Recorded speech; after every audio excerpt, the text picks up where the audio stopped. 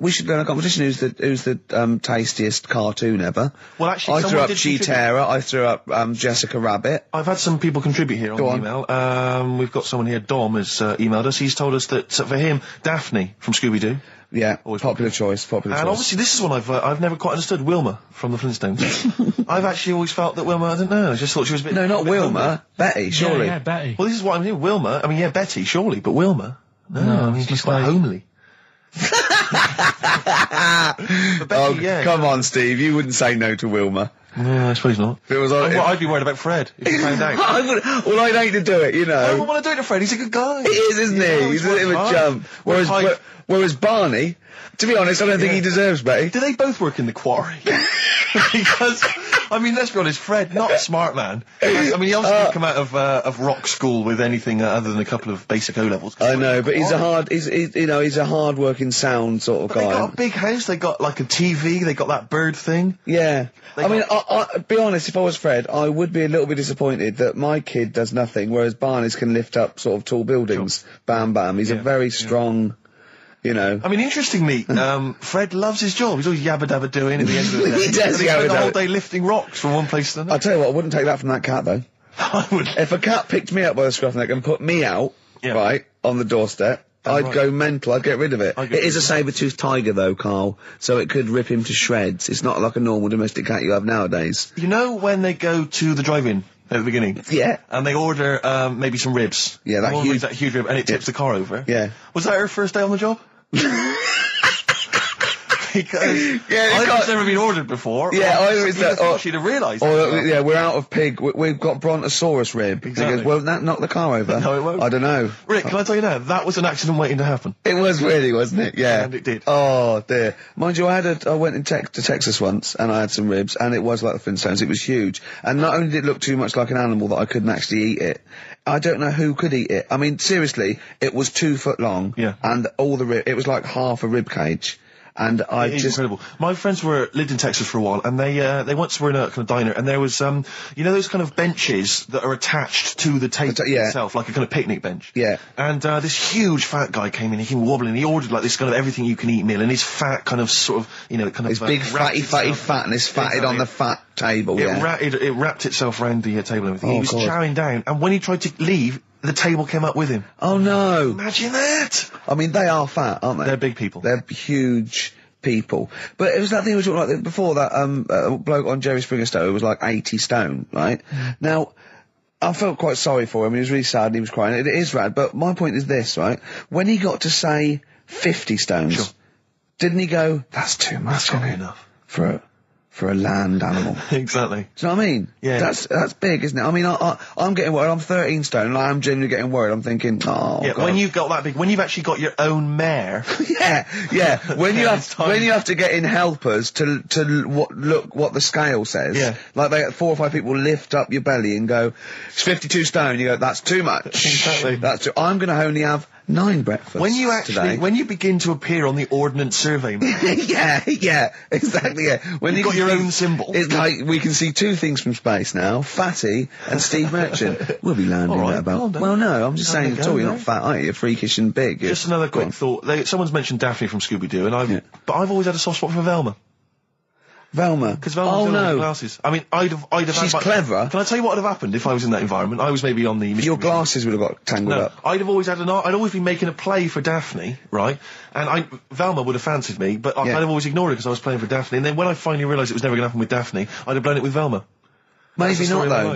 Maybe not. Sometimes those, you know, they might, you know, appreciate honesty and go, listen, I've been hitting on the good-looking one. Yeah. Oi, Four Eyes. Yeah.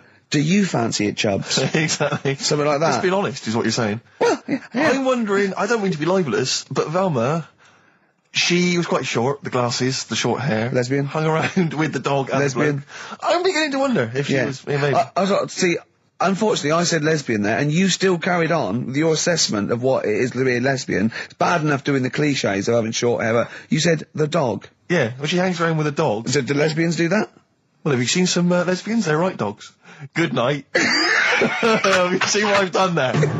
You know what I've done there, Rick? Comedy award winning. Oh, God. the first cut is the deepest. Let's hear it, Rick. On this album as well is The Killing of George. Georgie Part 1 and 2, remember? About the gay bloke. Georgie Boy was gay, I guess. His favourite song. Carl's favourite song, right? Yeah. And I was going, oh yeah, I remember that, yeah. I said about, and I said, did not intend to take his life. He just pushed it when he gets mugged and killed. Do you know what he said? I was sitting outside, I was singing, he went, well, as I said, they go out too late. They go out too late? He meant gay people go out too late. He went, no, they do. I went, what do you mean? He said, well, they're always out, they go out when people are coming home. He said, if he'd have been in bed by 10, he'd still be alive today. That's a sobering lesson, And he went, Carl. there's one that works here and he's shattered every Monday.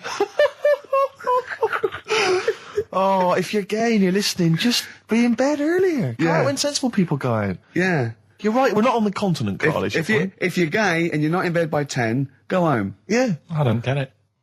Now, right, okay, it's the film review. Carl, you just tell it from the heart. Tell us what you thought about the film, what you thought the... Can I just ask, is this the first time you'd seen Gladiator? You'd never seen it before? No. Okay. And what were your thoughts? Okay. The film review. Gladiator. It's alright. Nothing great. It's like an old, sort of an old version of Rocky done in the olden days, really. Right. A bloke fighting other people.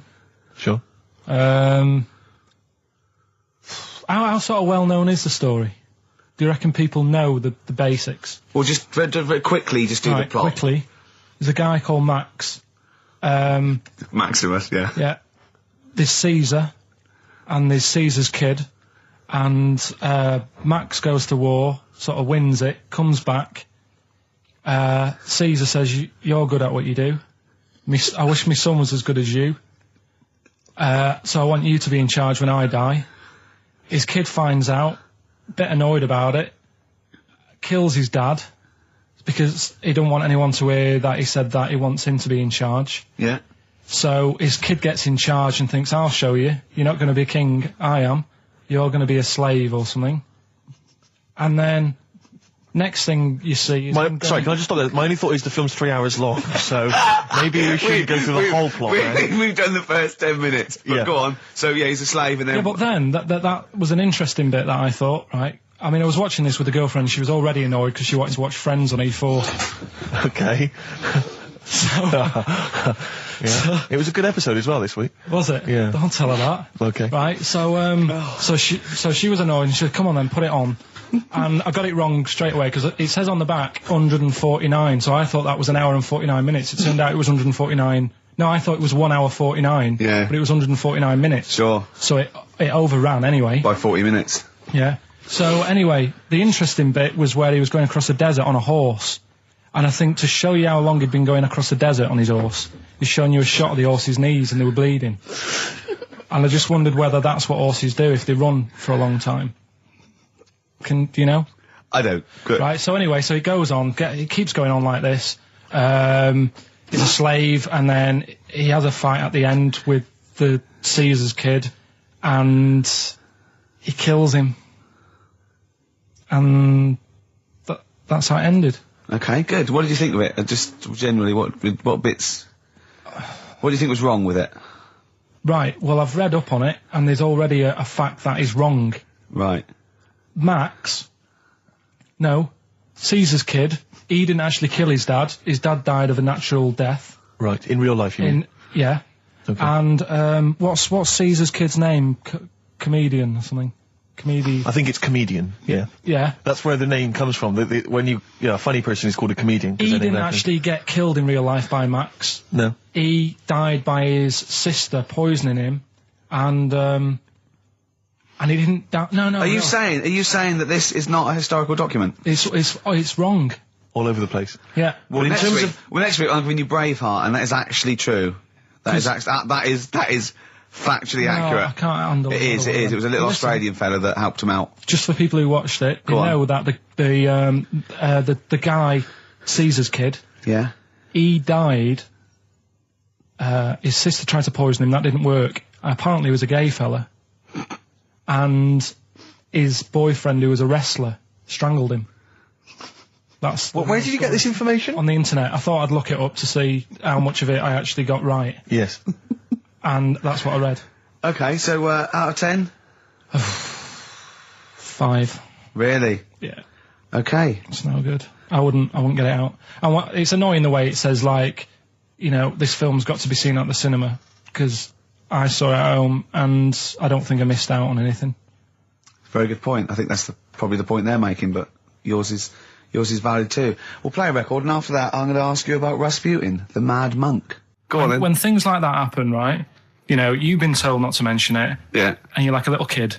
Yeah. And once things are in your head, Yeah. it's difficult not to mention it. I mean, when I was a kid, Yeah. Go on. right, me mum's sister Hazel Right. was seeing another bloke. It's weird because she's a lesbian now. That's really weird. That must have been an interesting Christmas. But anyway, she was seeing this bloke, and he looked like Ken Dodd, apparently. He looked like Ken Dodd. Looked like Ken Dodd. So people said, don't mention it because it gets on his nerves when you like meet him and you go, oh god, you look like Ken Dodd. So I said, all right, his name's Will or whatever. And I was introduced to him. First thing I said, nice to meet you, Ken. Did you do it as a joke, or did you? No, because you know when you know that it's like, I'm not allowed to say that. I can't Yeah. say that. I mustn't say that. Can't. And then I saw him. I thought, Jesus, does look like him. It just came out. Was it Doddy who turned her into a lesbo, do you think? Well, he wasn't a good-looking bloke, so possibly. She started going out with Esther Ranson though, which is weird, out of the frying pan. What was the story with the fire. lesbianism then? How did she announce that to everyone?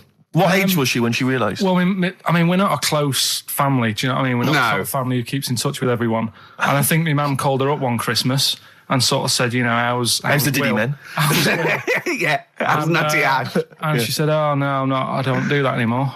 I'm knocking about with Sandra or whatever. Right. And it was like, oh, right. Not big butch Sandra with the big earrings and the skinhead. He used to live down the road from you. I don't know. He used to I get haven't met her. Doc Martens wholesale. That's Sandra. All right. Well, I'm going to be kicking some ass today because I I'm look forward to it. going to be shamelessly self-indulgent. And we've only got 2 shows to go. So I'm playing some of the most beauteous tunes in the world. And I was just telling Carl, lined up a Simon & Garfunkel track, Only Living Boy in New York. He went, why is he the only living boy in New York? I went, what? He went, what does that mean then? I went, I don't know. He went, well, what's it about? I said, I don't care. I said, it's a lovely song. He went, no, but what's it? I said, I don't go into that. I said, he went, I like a story. I said, like what? I said, killing of Georgie, no trickery. Killing of Georgie. I think we should play that at the last. It's good. I heard it the other day on Radio 2. It was cracking. It sounds like, well. It's really good. Tell them what it's about again. It's about little girl, gay fella. A little what? A little gay fella? Yeah. Right. Who, I haven't heard it for a bit, so it's all off memory, this. But, Yeah. gay bloke, is he from Scotland? I have no idea. But he's from somewhere where gays aren't liked. Okay. Right? No. Well, he is, kind Georgie of. Boy was gay, I guess, nothing more than nothing, the kindest guy I ever knew, right? Now, all he did was, right, his father said, how can my son not be straight? Kicked him out, right? Goes to America. Yeah, but you can handle all that. You can handle your dad not getting on with you if other people around you are into the same scene. Yeah. But That's he right. was like, he was left on his own, he didn't know what to do. Yeah. He was getting stressed out. Yeah. So he goes... And this was I don't know. before. I mean, this is when did this record come out? Must have been 77? 77, yeah, something like that. Right. And he's During punk. Right. Oh, I see. Yeah. Yeah. so You know, the village people had come along and made gay cool. Yeah. That had already happened. Yeah, But it go wasn't on. respected. but he was watching the telly or something, and he saw that New York had loads of them over there, and they're all having a good time. Sure. No, sorry. At no point in the song does Rod Stewart say little gay Georgie was watching telly and saw loads of gays in New York. At no point in that song. No, but this is what I like about that song. You sort of picture what's going on. You make it up. Yeah. Okay, so the little gay fella was watching telly, and there was presumably the and now from New York, the gay show. Yeah. Or whatever, because it was a big scene over there, wasn't he, in the 70s? Yeah. Okay. Right. Go on. So he goes over there, and he's having a great time and that. He's meeting... Went to New York town, very quickly settled down, soon Meeting became the loads toast of the Great White Way. Yeah, they loved him. Went All down. the old queens blew a fuse. Yeah. Yeah. And then, I don't know, he was out late one night, Yeah. and he's walking home, Yeah. and gets attacked, gets killed, Yeah. and he's lying in the They gut. didn't intend to take his life. They just pushed their luck a little too far that night. Yeah. You see? So, Yeah. but what's good there? Is it good that he had a bit of a good life and was able to be himself? Yeah. Or should he have stayed in Scotland? He didn't come from Scotland. Again, I really... Right, I think, is there any way we can get this song before the end of the show and play it? Because I've heard it recently. A lot of people listening will have never heard this song. They wouldn't have any idea what we're talking Can about. I say what you said when we were talking about that song once before? Is it bad? It might be. Because we were talking about, Georgie Boy, and he, got it. I don't know. What? It's when you said... Well, no, it's a fact. I don't think if... Right, he said, so it's fucking Georgie, he gets out, so dies, right? He goes, well, they do go out late. I know... Gay people I go know out a few late. gay people, and they start to party late on. That's why in Soho, right... Girlfriend got in a cab, right? Suzanne was in a cab, and the cab driver was taking her to an early start, right? She works at the BBC. Yeah. Early start, 4 a.m. It was going down. It was mental in Soho at 4 a.m. Yeah. They were all still like starting the night out. How do you know Whereas- how do you know they're gay? It's Soho, isn't it? Fair enough. Okay. Play a track. I'd love to be able to try and dig this out. Yeah, we will. This is Simon and Garfunkel, The Only Living Boy in New York. It's lovely. When I went to the BAFTAs with you, and I wasn't really enjoying it, you were I like... can't. He's what? No, You you are didn't tell such us an this. ungrateful. There are so many You're people. like a little charity case. You're like, oh, I had God. chicks queuing up Yeah. around the block. You'd wanting usually come. have to. I know, but I Someone told like you you. would have to write to Jim or Fix It or Esther Ranson to get them to meet us sort of people. And now it's on your doorstep. I'm amazed that you didn't enjoy it. Why didn't you God. enjoy it? You got to walk down the red carpet. You went in. There was George Best, one of your footballing heroes, was there. A load of other big names. You sat there in prime position. You came backstage with a load of other big names. Hey, you had a lovely bit of You were grub. filming this thing for the DVD you were making. That's you, a cameraman on our DVD. And yet you think, now you look grumpy because you had a couple of pints and I can't believe So it. tell us why you didn't enjoy it, because the ceremony, what didn't you enjoy about that? It was interminable, wasn't it? Far too long. Wasn't it awful? So 3 boring. hours. I thought you were going to say something. Really? Sorry. 3 hours. Yeah. I mean, I suppose for you two, at least, you were going to get something. Sure. Yeah. But with me, it's like, I mean, I've never graduated or anything, so Have you not? I'm trying to think of a situation. Basically, I sat there for 3 hours knowing that I'm not going to get anything out of the night. Yeah. Right? Now... no one Did you? told Sorry, me. when we invited you and you said yes, did you think you were up for an award? No, but I thought we were going to be sat round tables having a nice bit of food, Yeah. whilst people are going up there winning awards. Yeah. But 3 hours of the same thing over and over again. I mean, if a film's 3 hours in the cinema, Yeah. you go, well, it's long, but I wonder how it's going to end. Yeah. But this was just like the same thing over and over again. Some guy going up, thanks a lot, cheers for the bit of brass. And then going down, sitting down, the same thing over and over again. Honestly, right? I'd say it was one of the worst things I've ever had to do. No, I enjoyed the night afterwards when we did have a bit of lamb and a nice bit of veg and that. That was Yeah. all right, and I went home and I was happy. And I got the little freebie bag that you're talking about that we're giving away, which wasn't much good stuff in it. Oh, All right. right. No, What 'cause would you have done on right? that Saturday night? Suzanne What said- would you have done or the Sunday night rather? What would you have done had you been at home? I would have stayed in with Suzanne, right, watching telly, having a nice bit of pate on toast or something, cup of tea, watching 24. But instead, I had to buy an expensive suit, so I didn't show you up, right? Jesus, what are we doing? Yeah. How much did you spend on your suit? Well, in total, right, because, the shoes and the suit and the shirt and the tie, it was about 600 quid. That's the most expensive evening ever. And that's what I'm saying to you. And the daft thing is, it's dark in there. I don't know why you've got to wear a nice suit. You can't wear a tracksuit, for goodness sake. It's dark in there. No, just the shirt and that. It doesn't make you a better person wearing a suit. No, doesn't Do make you you a know what I better mean? person. No. We're not claiming it made you a better person. No, but that annoyed me. Yeah. I mean, it was an experience, innit? That's why I went, because you think, if I didn't go, if I would have said to you when you invited me, no, Steve, I don't want to go, then I would have never known, right? Yeah. And that's my sort of thing in life, right? If Yeah. something comes up, you should take it, even if you're not going to like it. It's a bit of an experience. Right. Do you know what he said to me? I phoned him up because we had to meet up, and obviously he had to pose as my gay lover. Yeah. To get in, right? Yeah. He phoned me, you said something to me like, I bought a suit, I'm looking good. He said, I'm looking good. People will think, how on earth did he end up with that good-looking guy? So he got into the role. That was what he said to me. He started getting into it. Such an insight. Play a record. I just must say that we've had an email from Daryl Foster. Lots of people have emailed in and said, well done on the BAFTAs and well done on your Room 101. They really liked that. Thank you. There's one guy, Daryl says, Ricky, has your dad only got one D-Mob suit?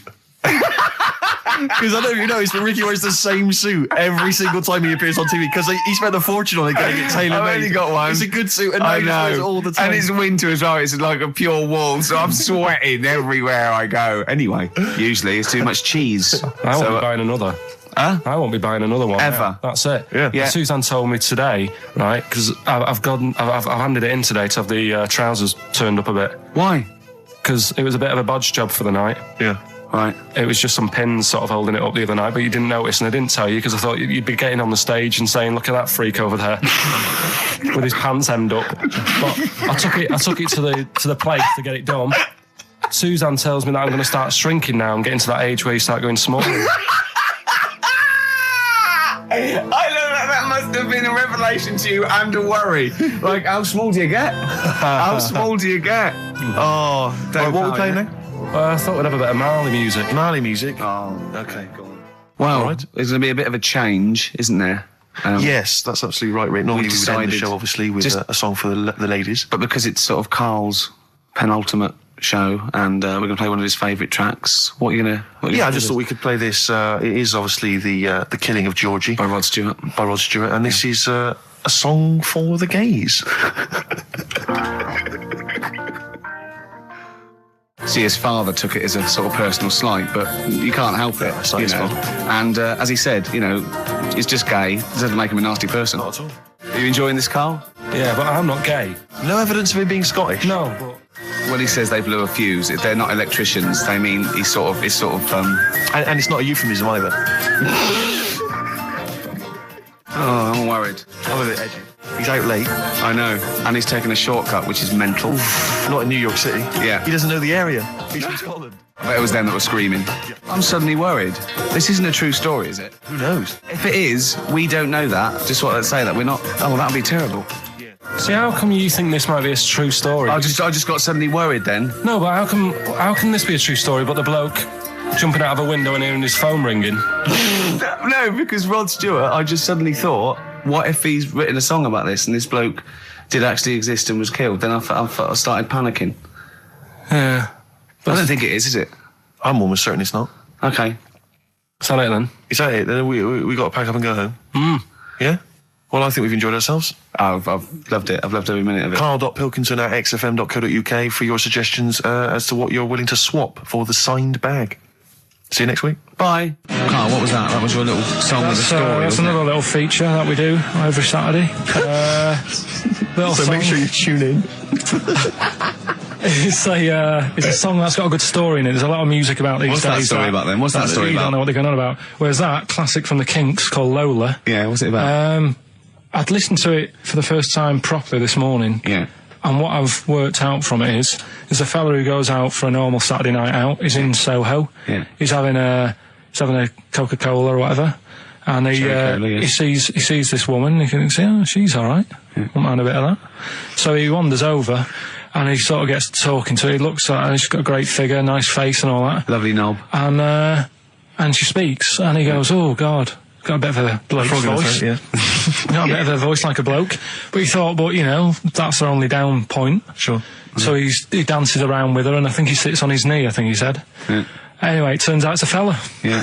Right. So, A sobering lesson. Yeah. What do you take from that? look away sort of, if you think you might be talking to a bloke in bloke, drag. just look at his sort of Adam's apple. And he'll probably have a hairier arse than a woman. Yeah, I think you've gone too far then, though. I think you're already getting too close. It's a bit late to pull out. No, pun intended, definitely. There was a pun intended. Oh, was it? Alright, was it? Yes. Alright, okay, we don't be disgusting then.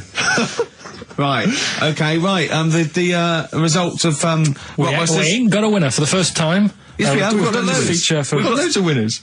No, we haven't. We've done this feature for 3 weeks. This is the first time I've managed to sort of... What? Well, let's go through them then. What have they got wrong? The first one. The first one. What was the clue? There's loads- first what's the Well, hang on. difference? Let's do them in reverse order first. So what's the last one? The last one, the clue was that bloke does sport on the telly and he's got a little kid. What's that? That's Destiny's Child. Des, who does ITV Sport, that's has got a terrible, tiny man. child, right? No, That's terrible. that's fine. They got that. okay, Destiny's Child. What's the one? Des What's the middle one? Right, the middle one, right? Child. The second one was he doesn't like women. Yeah, he's got a couple of kids. That's a bit weird. Yeah. Right. That was PD. That was Puff Daddy. That is offensive. Go on. But it's not Puff Daddy. It's Puff Daddy. And he's not even called that anymore. He's called P Diddy. Well, Okay, fair enough. but they got that one. yeah. And if I'm being tight, these lot are as well. Yeah. Yeah. Tight means something in Manchester. Go on. Right. And the first one that they're having problems with, I don't think them birds should be allowed in this I've area. got it. Boyzone. It's not Boyzone. What's the clue again? I don't think them birds should be allowed in this area. That is perfect. A boy zone. No birds. No women. No women, yeah, birds, right? A boy zone. Sorry, Carl. If that isn't the answer, their clue is better than yours. That is brilliant. What was yours? Boy zone. It works perfectly. What's your answer then? Bangles. I have no idea what that means. Like seagulls. So you don't want them in this area, so you're banning them. Bangles.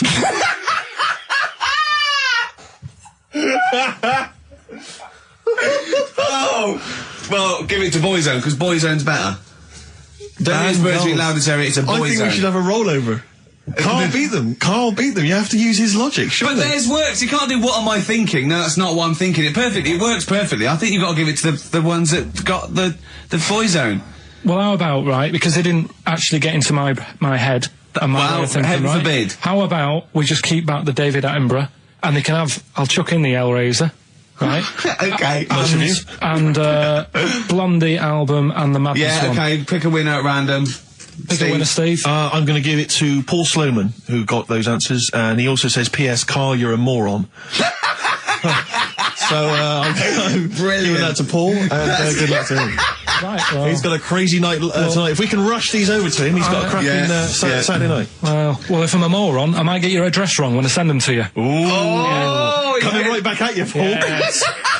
Right, John, play your song. Is this what we Oh, almost Carl's done? annoyed because Wow, they didn't he's get wild. banned goals. A song for the ladies. I think we seem to have missed this a lot of weeks, but there's Sure. just, I've been wanting to play this It's for not like ages. us to forget things and that. This is a band, Frente, who kind of came and went and no one yeah. was particularly interested, but they did do this lovely acoustic version of the New Order tune, Bizarre Love Triangle, Oh, and right. this just shows you how incredible the melodies and the words and everything are. Brilliant, I'm a fan. New Order, just play this. Good night. Song for the Bye-bye. ladies. Is this Bye. in the week? Do you reckon Richard Anderson will be back next week? Yeah, Richard Anderson will not miss this show. Kids, they know too much now. Yeah. You just Compared to you, yeah. Despair. I know, right? Yeah. Listen to this one, right? Go on. My dad had me niece in the car, right, running her to school one day, and she was in the back of the car with a mate, and they were chatting away about stuff like kids do. And they got onto the topic of one of the mates who they said, I mean, you've got to remember, my niece, this point was probably about 5 or 6, something like that, right? In the back of the car, talking about My Little Pony, whatever it is they play with. Subject changed. That Lisa in our class, she's a lesbian, isn't she? Right. That was that's what they were talking about. Yeah. Chatting away about it. Just openly talking about Yeah. lesbianism. And probably, this is the topic that they're talking about in the pub when they're having out drinking. Yeah. Yeah, but they might have thought a lesbian was a funny word or something. You don't necessarily know the ins and outs of it, do they? It's weird though, isn't it? Because when I was younger at school, you didn't you swore a little bit, but it wasn't like major swear words, and you sort of did a little bit of nicking, but nothing like they get up to now. I mean, My girlfriend, when she was about 7 or 8, she was walking to school with her mum, and she called her a C-U-N. Right? You are joking. No, she said, because she thought it was she said she thought it was a big furry animal. So she was being nice, and I remember, where'd you do that? Where'd you do that? Just heard it at school. So they might not know what it means. But because I'm thinking maybe, did you start the show with that particular kind of manner? Just because obviously a lot of new listeners, I imagine, thanks to the massive poster campaign, and you obviously want to impress them and charm them. There's a few examples today of irony coming back and biting you. Yeah. That seemed like a funny idea at the time, me posing that up. But Jonathan Ross phoned me up when they first went up and he just said, I've just seen a big poster of a predatory gay. Yeah, you do look a little bit. Hello, and what's your name? Would you like to sit down here? And then you're in the background. And also, I think the funny thing about having you as a partner, I mean, the only good thing is that you know, you look weird and tall, like too freakishly tall and lanky. But in that one, no, because your background and you're smiling, you don't look as weird as you do in real life, or as freakishly tall. So it sort of ruins it a little bit for me. They found out that scientists. Oh yeah. I've found out 17th century. That like now, 1 in 10 Rams are gay. 1 in 10 Rams are gay. Yeah. Yeah. So that was like wool it. That's how I could get that in. They got a load of gay and straight Rams. Right. They worked out which were which first. They said, right, that bunch there is a gay bunch. They looked better. They just had more pride in their appearance. And the other ones, you know, the straight ones. And then they gave them to this scientist and said, right, go on, do what you got to do. And they took the brains out of all of them. Just to check. And they did tests on the brain, and it worked out that they've got something smaller in the brain. The gay ones have got something in the brain that makes it smaller. And they said, right, well, that's probably how it's going to work on males, on like males and females and like humans. So you took from this that gays have smaller brains than straight people? No, there's something in the brain. Right, So if someone's saying, you know, oh, I'm a gay, or they're not sure or whatever, they will now be able to find out. So you can go to the doctor and to find out if you're straight or gay. Is there any gay in my brain? Let's have a look. Do. You've got a little bit of a gay in you, yes. A little bit of gay in there. Yes, you've got the, you've got a little bent cell there. Well, that's why they did it, anyway. I don't understand how they could differentiate which was straight and which were gay to begin with, before they then gave it to the scientist. Wasn't that what the scientists figured out? How could they tell? There's one theory that it's genetically determined. There is one. There is a theory that's genetically determined, but I don't think it's as easy as pulling a sheep's brain apart and finding a little pink sort of like blob in there and going, right, we've taken the guy out and now he's going to go and shag some ewes. I don't think it's that straightforward. Although homosexuality does occur at a similar sort of rate in animals, I think. Yeah. Yeah. So you knew that, didn't you? So that's that one. I mean, I just like the idea of the farmer figuring out which is straight and gay. Well, that one's wearing quite a camp-looking neckerchief.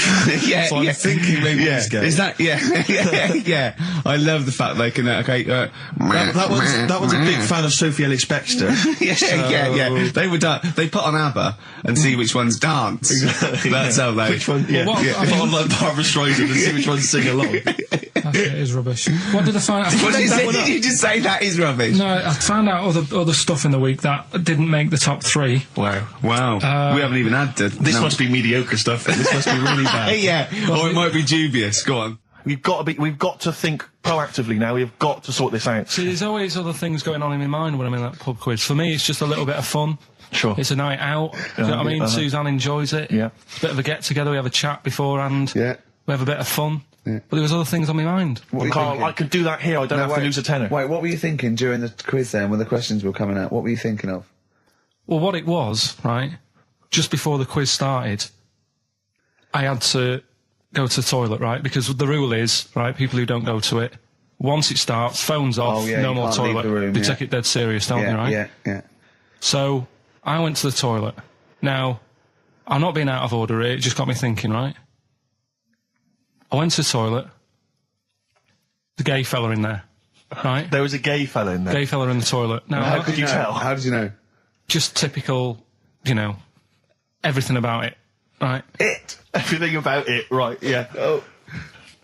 What, large handlebar moustache, leather cap. Butt plugs, amyl nitrate. Could I just say that These views do not reflect the views of the management of XFM or me and Steve. Go Or on, most Carl. of the people in this country. Go on, Carl. What's your problem? Yeah, but this is what I'm worried about, really. But this is why I only got Danny Minogue right. Right? Because this was floating around my mind. Went She's to a the big toilet. gay icon, Now, isn't she? go into the toilet. They have like men's cubicle and they have women's cubicle. Yeah. Now, without sounding out of order, is it wrong for me to think gay men should have their own little cubicle? Go in. They should have their own... Well, not cubicle, you mean an actual toilet, I suppose. When I was at the urinal, Yeah. normally, there's a fella there and then you go, all right. And there's no pressure. But I couldn't go. I was thinking, should I wait? If I go into the toilet, it'll look obvious. Yeah. I had loads of pressure and But this was what were going you on. worried about? So sorry. What were I'm you so concerned sorry, about? viewers? I'm so Well, sorry. it's like, right, listen, when I was a kid, right, and it's all right for you to go into women's toilets when you're a kid, it's like, oh, it's a bit cute, Yeah. right, as long as you're not, like, over 15 or something, right? Right. But when I was a kid, I went into a toilet, and women, when they use their little cubicles, they don't shut the door. Some of them just sit down on the toilet, Yeah. right, and you see everything. And, no, seriously, that's probably one of the first times I saw, like, a woman. Yeah. That, right, and my Auntie Nora when she was staying over. What happened with your Auntie Nora? She was, she's into wearing caftans. Into wearing what? You know, caftans. Oh, yeah. What caftans? Big, bellowy sort of dresses. Right.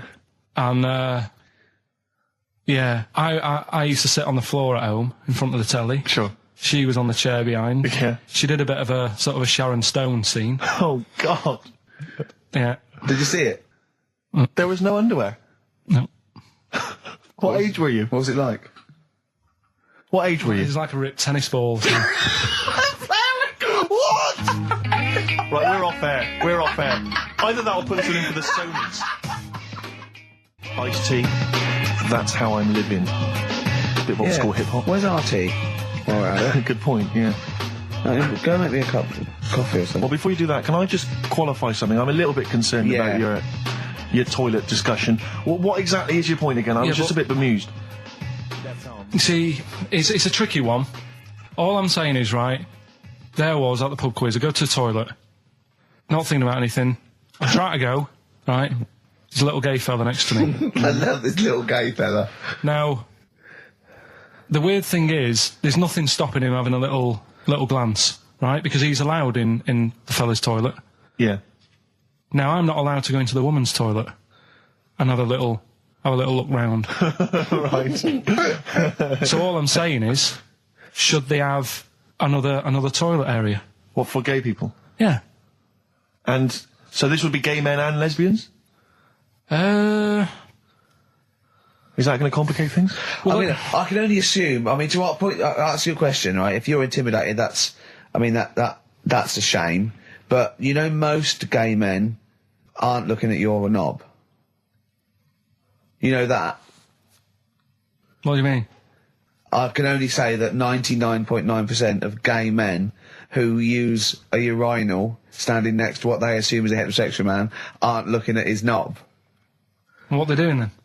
They're emptying their bladder. No, but the thing is, I can't talk politics for Carl. you're saying like, about would you have one toilet for lesbian women and gay fellas, right? What does that mean? Would it be mixed? Would it just be? Well, would it have a man on one? That's heterosexual man. A little picture of a woman, on the other, and then what? What would the little icon be? A man and a woman? A man and a woman. Just having a chat? Yeah. In pink and dot But lines. you couldn't mix them because then what would happen is you'd get people who are going, oh, I'll play up to this a bit, What, pretend to be gay? and sort of grow a moustache and shave their head. And pretend to be a lesbian. Right. Yeah. So, I see. So, people pretending to be gay so they could go in and have a look at the lesbians. Yeah.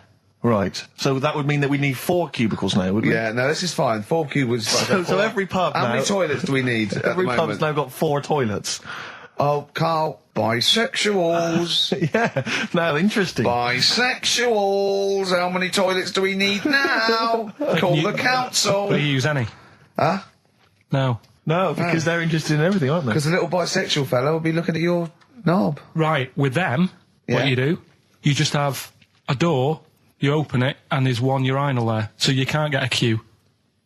They have to sort of wait. I just thought that, well, why can't there just be a thing between the urinals so no one can look at anyone else's nut? Wait a minute. Just to go back to Ricky's point, what stops, even if we've got the toilet for gay men, what stops the gay men who want to have a look at your willy going in the regular toilet and pretending that they're straight? Most men don't wear gay across their head. Exactly. They don't have a tattoo. There's no branding yet in the British house where they have to declare. So we're going to have to expand this. So we've all got to carry identity. Do you know cards. you can see a gay, can you? Coming a mile off.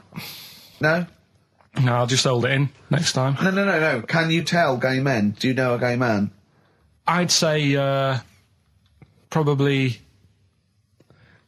if you did if you lined some people up and said point them out, I reckon I'd get. But hold on, we're not talking about people dressed in leather with the arse cut out and an handlebar moustache. Yeah, we're talking about the everyday, non-seen. Of course. Yeah, but I mean, suppose I put you in a room and there was 10 naked men, right? Yeah. And there's 5 gay men and 5 hetero. Could you walk along that line looking at those gay... Am I naked? No, you don't have to be naked. Why would you have to be naked? To catch them out. Play a record! How would you catch them out? No, don't go into it. Don't go into it. Play a record. I'm miserable now. Would you share a toilet with Morrissey? From Manchester, you have a lot to talk about, wouldn't you? Yeah. We've had an email, Rick, from Jim, and he's just simply said, what about a separate cubicle for bold Mancunians? Wow. Makes a lot of sense. Yeah. You just have your own toilet. I'm Ricky Gervais, with me, Steve Merchant and Karl Pilkington, and a few new characters, Steve. I can't believe As that. I said, I know you love Moyles and his sort of wacky stuff, and Chris Moore, Edmonds, one of the greats, and Edmonds, and just all well, I'm going to go along the same sort of vein. I've come up with a couple of, can I show you one? I'm excited. Okay, well, it always starts with a sort of doorbell. Okay. So, it goes, ding dong, I go, oh, no, hold on, Steve, hold on, Karl. Who's that at the door? Yeah. Hello. Oh, hello. Oh, look, it's Camp David, the right queer gay. Oh, hello, you look all gay today. Is that because it's nice weather? Oh, no, that's not what it means. Oh, have you got a girlfriend, Camp David, the right queer gay? No, but I've got a boyfriend. Oh, bye. Right. So there you go. We'll be hearing more from Camp David, the right queer gay, and Holy Fuck the Funny Little Chinaman. What? All right, Karl.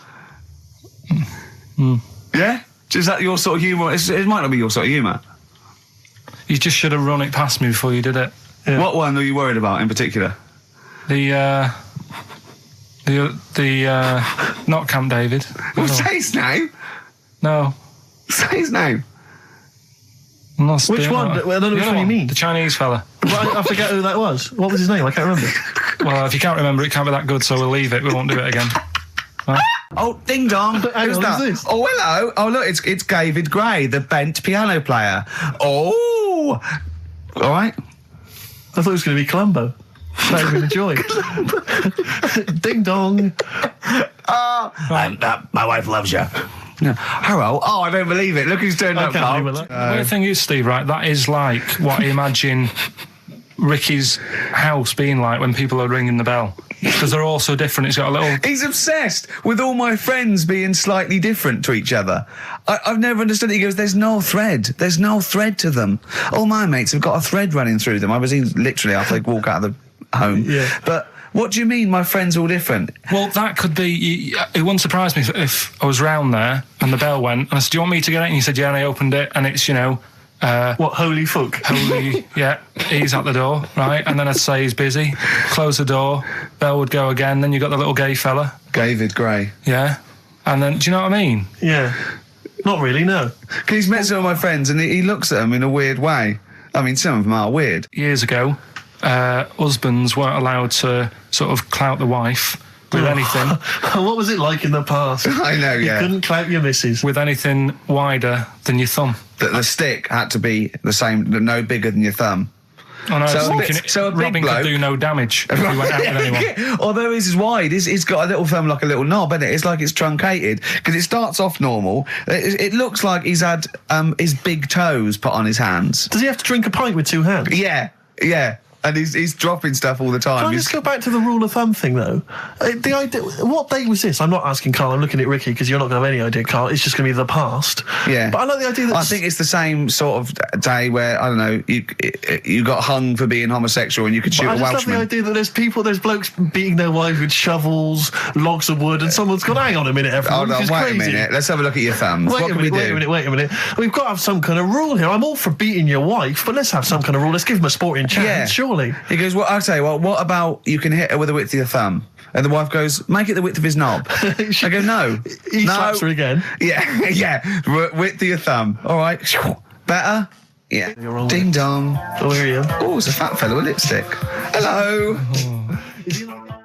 You're giving away a lot of... I mean, that, you're an enigma, Carl. I wouldn't give away your workings. I mean, because then everyone will be able to do it.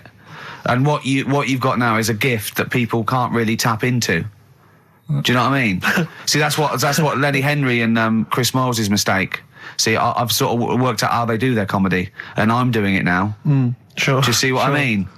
Now that, I'm doing it. I think the only way that people would start to be able to replicate a lot of what Carl does is if maybe they had a severe blow to the head, or they were diving and they came up to the surface too quickly. Ding dong. Oh, I'd like a severe blow. Oh, get lost, David. Oh, let's have some adverts, quick. So this week, we're very lucky to have with us Russian pop act Tattoo. Round of applause for them. Hello. Lovely to have them here. Tattoo. Now then, of course, there's been much controversy that your kind of lesbian shtick is just something to try and whip up some press attention. We are proper lesbians. We love fanny more than cock. Okay, brilliant. And Tattoo, lovely to have you here. Thanks for coming. Yeah.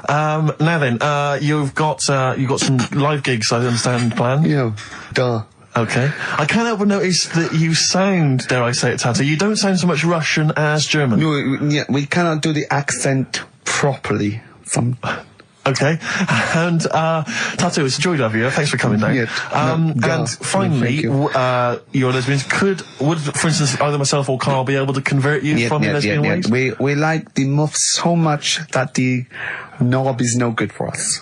All right, well, thanks very much, Tattoo. Yeah, thanks, Tattoo. Thanks very much. Cheers. Extraordinary. Next week, share. Brilliant. So if you've got any special guests you love us to interview, then let us know. Ricky.gervais@xfm.co.uk. And we'll try and get there. Oh, dear. Play a metal card. Rockbusters answers next. I was going to say, well, do you want to do that? No, let's do it next. After the record. Just going to say something. What were you going to say? About gays and that. What? In a bit. What were you going to say? Well, we'll look forward to that. Martina Topley Bird. Need one on XFM 104.9. Right, there goes the girls from Tattoo. See you later. Well Thanks, done. girls. Cheers. Right. A couple of listeners Carl, what were you saying before we cut you off? Yeah, it's just like, you had the girls in and that, and it reminded me, I was talking to Steve in a week. Yeah. I think it's, when people were talking about going to Stringfellas and that, I was talking about seeing naked people. Yes, I asked him, I said, when he used to watch, say, he accidentally flipped onto BBC Two and some ballet was on, would his eye ever been drawn to maybe the gentleman's lower regions rather than the ladies? The gentleman's package? Yeah, would your eyes ever be accidentally drawn to that and you couldn't resist it? And you said yes. Yeah, because, right, I don't think I'm Oh, dear. Oh, go on, I mean, fair enough. No, right. I'm always looking at the beautiful ladies, but fair enough. Yeah. No, go on. But... Right. Have you ever looked at Wayne Sleep's testicles? I went out. Have you ever looked at Wayne Sleep's penis and testicles? I went out on a night out, right? And it was it got to some point in the night where 2 women and 2 fellas got on the stage. Right. Right. Started stripping off. Yes. Yeah. Just what, members of the audience? No, I think they were like part of the act. Right. Right. And what was it, panto? The fellas had like their undies on, and the girls just had their knickers on. Yeah. Right. And sounds pretty erotic at the moment. Go on. And at the same time, they all whipped their pants off. Yes. Right. Yeah. It was Bucks Fizz, wasn't it? The adult show. Now I said to Steve, at that point, Sorry, I wasn't there. He said it's to me later. yeah. I said, well, you have a quick glance at the fellas. And then the annoying thing was, I thought, right, now I'll have a look at the women, and it was too late. They put the knickers on. How long were you looking at the fellas? Not that long, but But why were you looking at them first? That's human nature, isn't it? Why? I don't know, but I'm sure you would have done the same thing. You just Why? sort of think, well, how are they shaping up? So I it's they weren't a shaping up at comparative all. test. So who had the biggest knob? Which one of the blokes had the biggest knob? No, it's like, normal.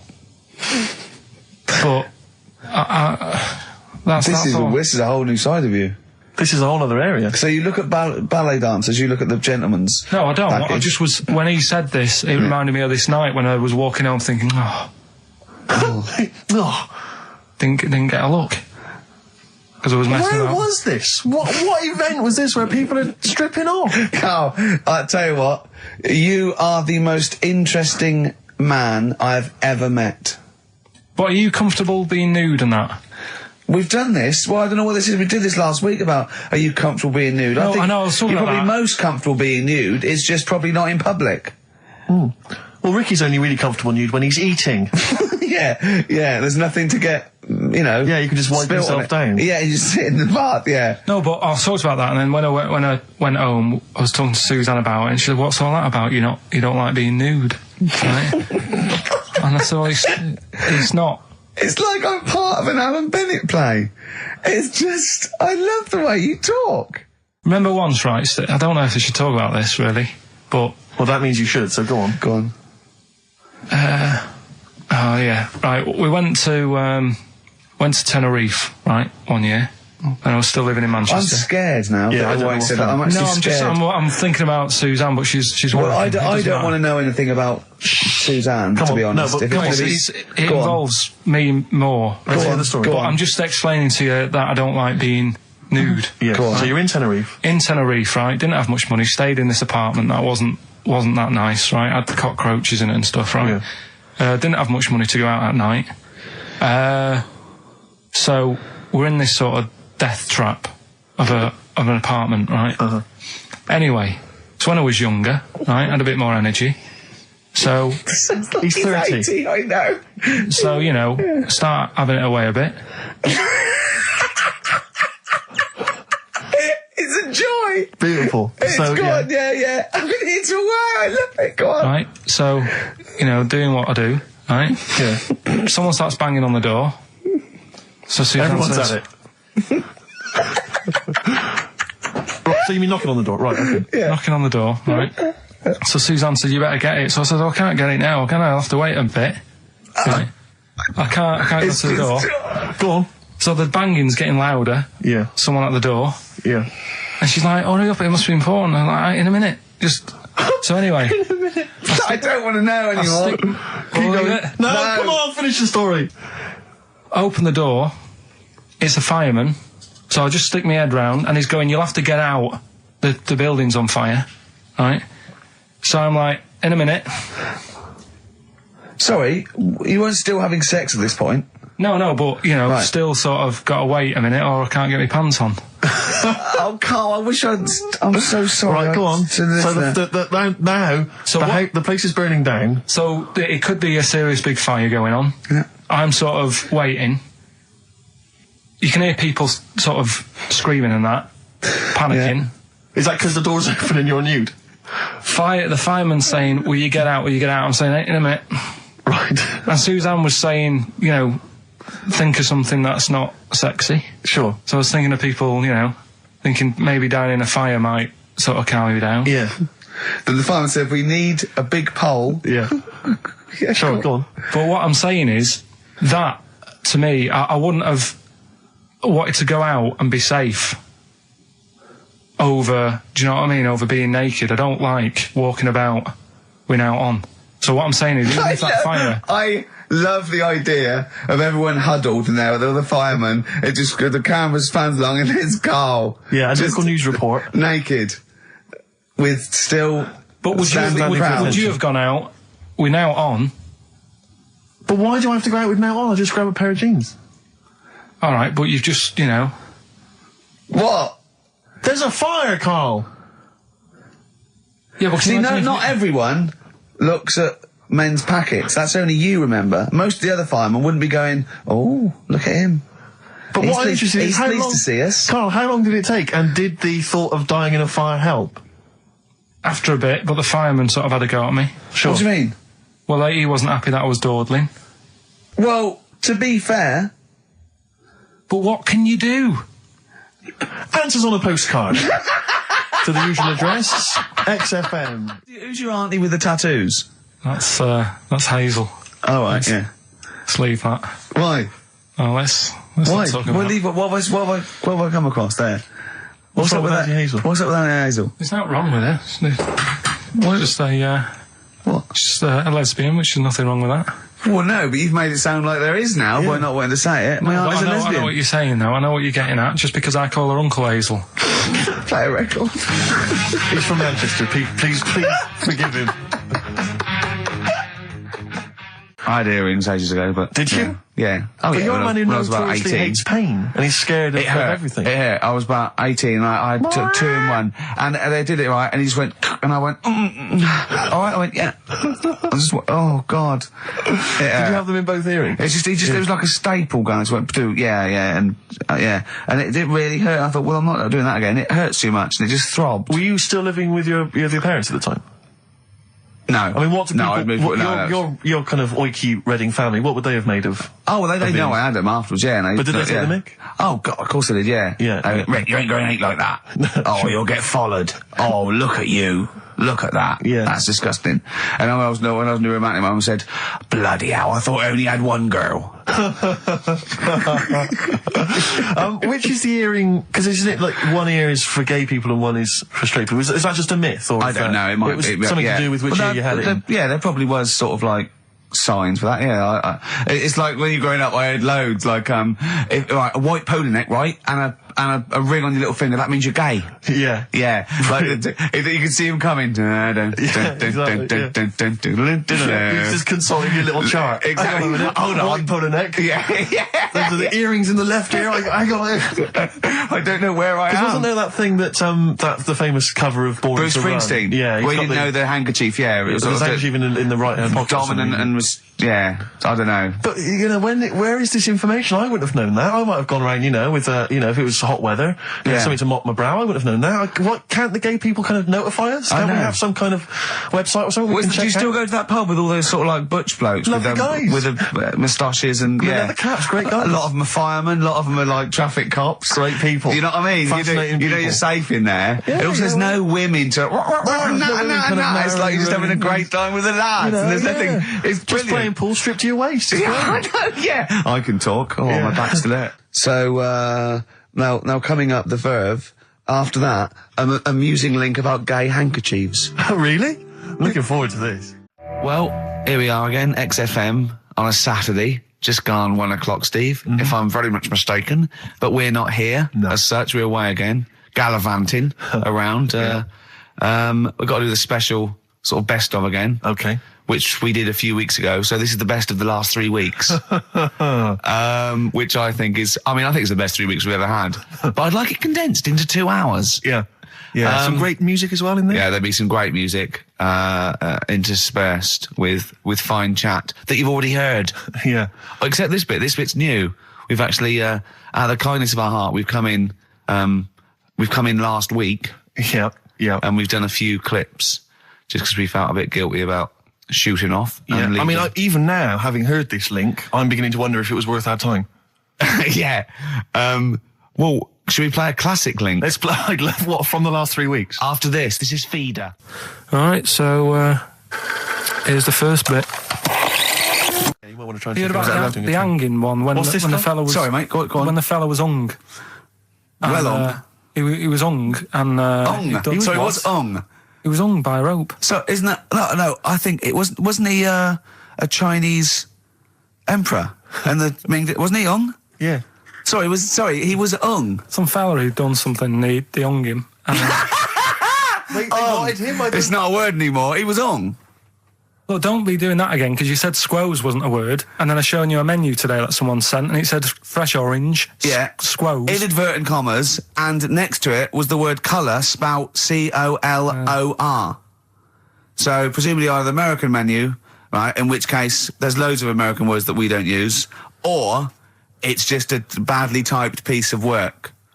Anyway, there was a bloke that was He was ung and that, but he didn't die. Ung on that, he was definitely a Chinese. Ung on that, yeah. I remember him now, yeah. He didn't die, and they said, oh, just hang on a minute whilst we change the rope and that, and he stood there waiting, changed the rope. They tried to, do it again, and didn't work. It didn't work, right. So, they got another rope, right? Didn't work.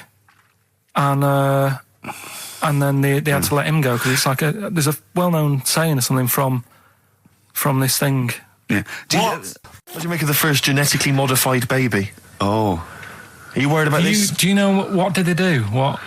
Let me see what it says here. Well, isn't it just choosing the, eye colour? Well, this is the concern, isn't it? That in the future you'll be able to decide whether it's a boy or a girl, how intelligent it is, what it looks like, is it handsome, is it ugly? Obviously, no one will choose an ugly baby, and so on and so on and so on. And so it means that where will it lead? Where will it end, Carl? Are you concerned?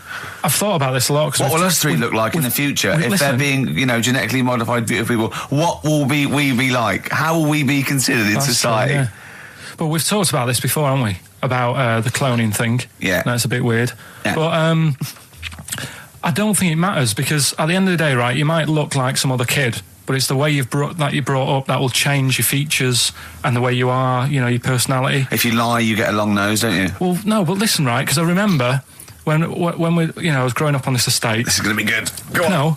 No, it's not. It's just an example of how this doesn't work. Go on. So we don't need to worry, sort of thing. Sure. Right? Okay. So I'm growing up on this estate, and there was this woman about 4 houses down, right, who's a bit rough.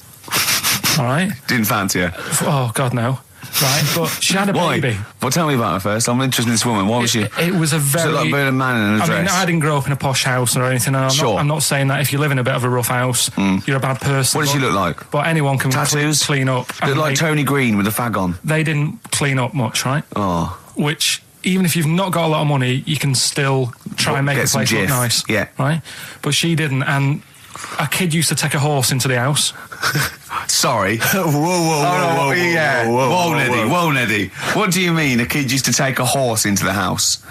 Where did he get a horse? Must have nicked it from somewhere. Must have done. So you've seen a horse in it? No. What, is that from outside the saloon round the corner? Yeah, was it just tied up with a bit of leather? Right. Oh, that's great. Did Big Jake come looking for it? I'd been out. So let me get this. This was before the lynching stopped or after. Where did he get a horse from? What do you mean he must have nicked it? His mum said, where'd you get that from? I bought it. All right then, but keep it out of the kitchen. I don't want you going Catlin rustling. Where did he get a horse from, Carl? And how long did he have it for? Was he leading it or riding it? Mum, open the door, I can't stop. I can't stop it. Open the patio door as well. Looks like we got us a runaway. What do you mean? I don't know, but the thing is, they couldn't afford to buy one because they're not cheap. So I'm just guessing. Maybe that's wrong of me. But I think... He had a horse? Yeah, right. So that's why the family didn't have any money. They'd spend it on the horse. No, I don't think, that's what I'm saying. I don't think they would have bought it. So anyway... Yeah, it's wise to whisper, Carl, in case they're listening. Yeah. And they could be in the room next door. It's not buying it, it's keeping it as well. Oh. So I was like in the car with my dad coming into the avenue, and you used to have to drive down it to turn round. And, sort of go back to our house. You had the traditional method of transport. Yeah. And the horse was in the lounge. Reading a paper. Just like walking around. Oh God! What? And when I was doing, I tried to earn myself some money once by flogging little flowers in plastic cups. What? This is genius. It just keeps coming. What do you mean you're trying to flog little flowers? What do you mean? Wait. Let's play a record. Let's play a record and come back to this. This is always going to just unravel and unravel. It's going to go for hours. Let's play a track, deeper and deeper. It's like an onion, isn't it? We've created a whole world here where there's a man living with a horse. Just walking around the lounge. I come from the West Country. I've never heard anything like that. I just think of a big sort of like orange carpet and it's got a rediffusion telly and this horse going, I'm fed up in here. Exactly. This is really... I am not taking the rubbish out again. Yeah. Right, play a record. Let's have Velvet Underground. We've got that lined up. Oh, yeah, the classic from the first album. I'm Waiting for the Man. Let's come back to the horse in a second. Little flowers in pots. What do you mean? Carl's found love on the street before, haven't you? How's it going with your bird, Carl? Are you married? No. How long have you been out with her? Going out with her? 7 years. Because, I mean, you're quite a simple man. Yeah. You're sort of a simple In a man nice in many way. ways. I mean, Yeah, you're in the like best Helen sense. from Big Brother. Yeah, You're sort of nice enough, but... But I look normal. Well, yeah, you sort of do. But you could be one of those that just suddenly go mental with a pen. Yeah, do you know just what I mean? stab people through the eyes. Yeah, you sort of look normal. But if I wouldn't really want to wind you up to a point of frenzy. How did you meet your girlfriend? Through work.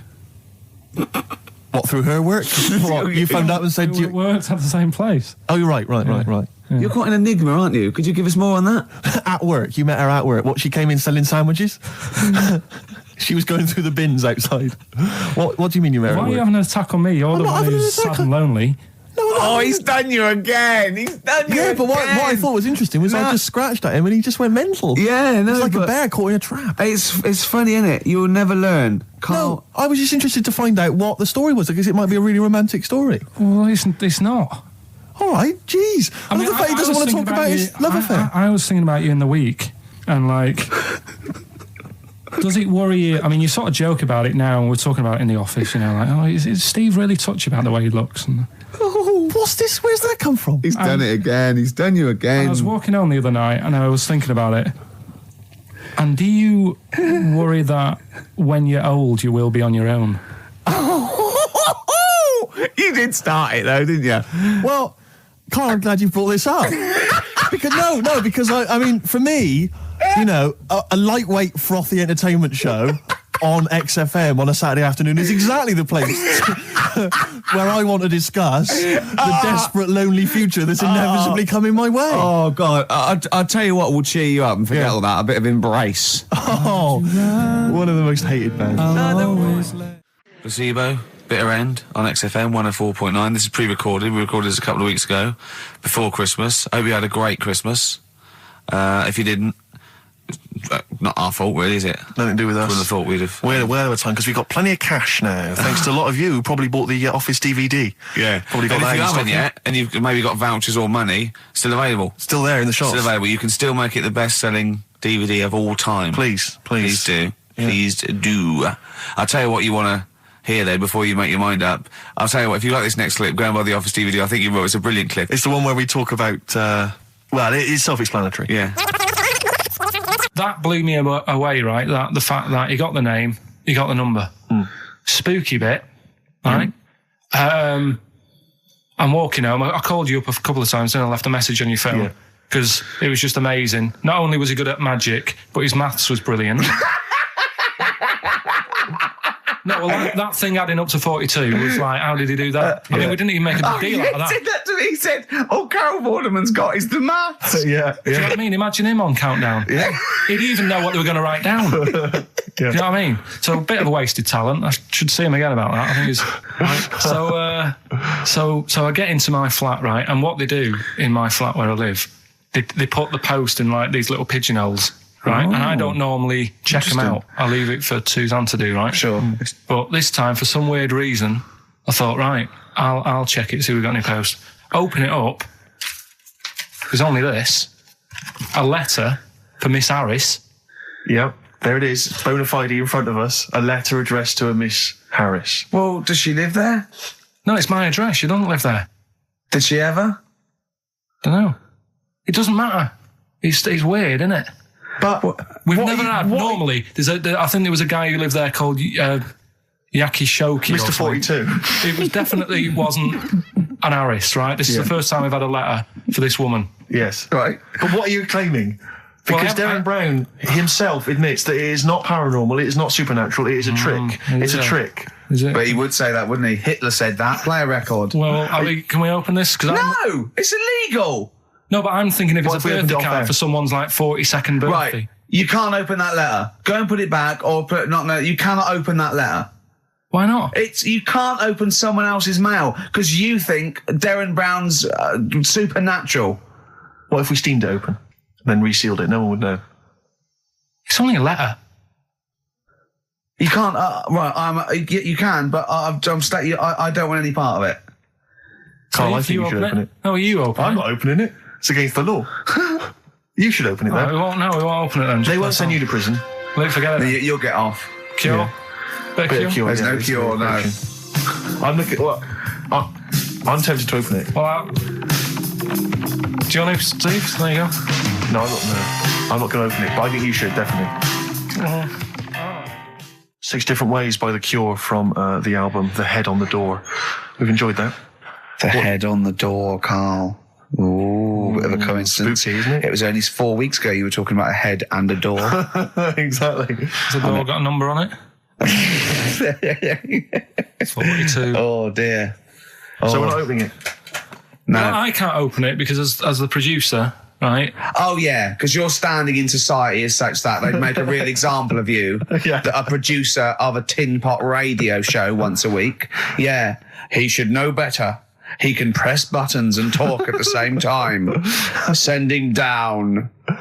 But they wouldn't try you in an adult court. You would Carl. get They away. wouldn't be You allowed. would get away with it. Just they hear you speaking for a little while, and the judge would end up squeezing your head and letting you off. It'd be like those people who train monkeys to break in. Do you remember down in South London? We talked about it in the past, and they were going around robbing stuff, Hackney. and they trained them to do it. Yeah, think so they I did think some time then. I don't think those monkeys would have got in trouble. It would have been the keepers. So, I think XFM would probably take the rap. Will you open it?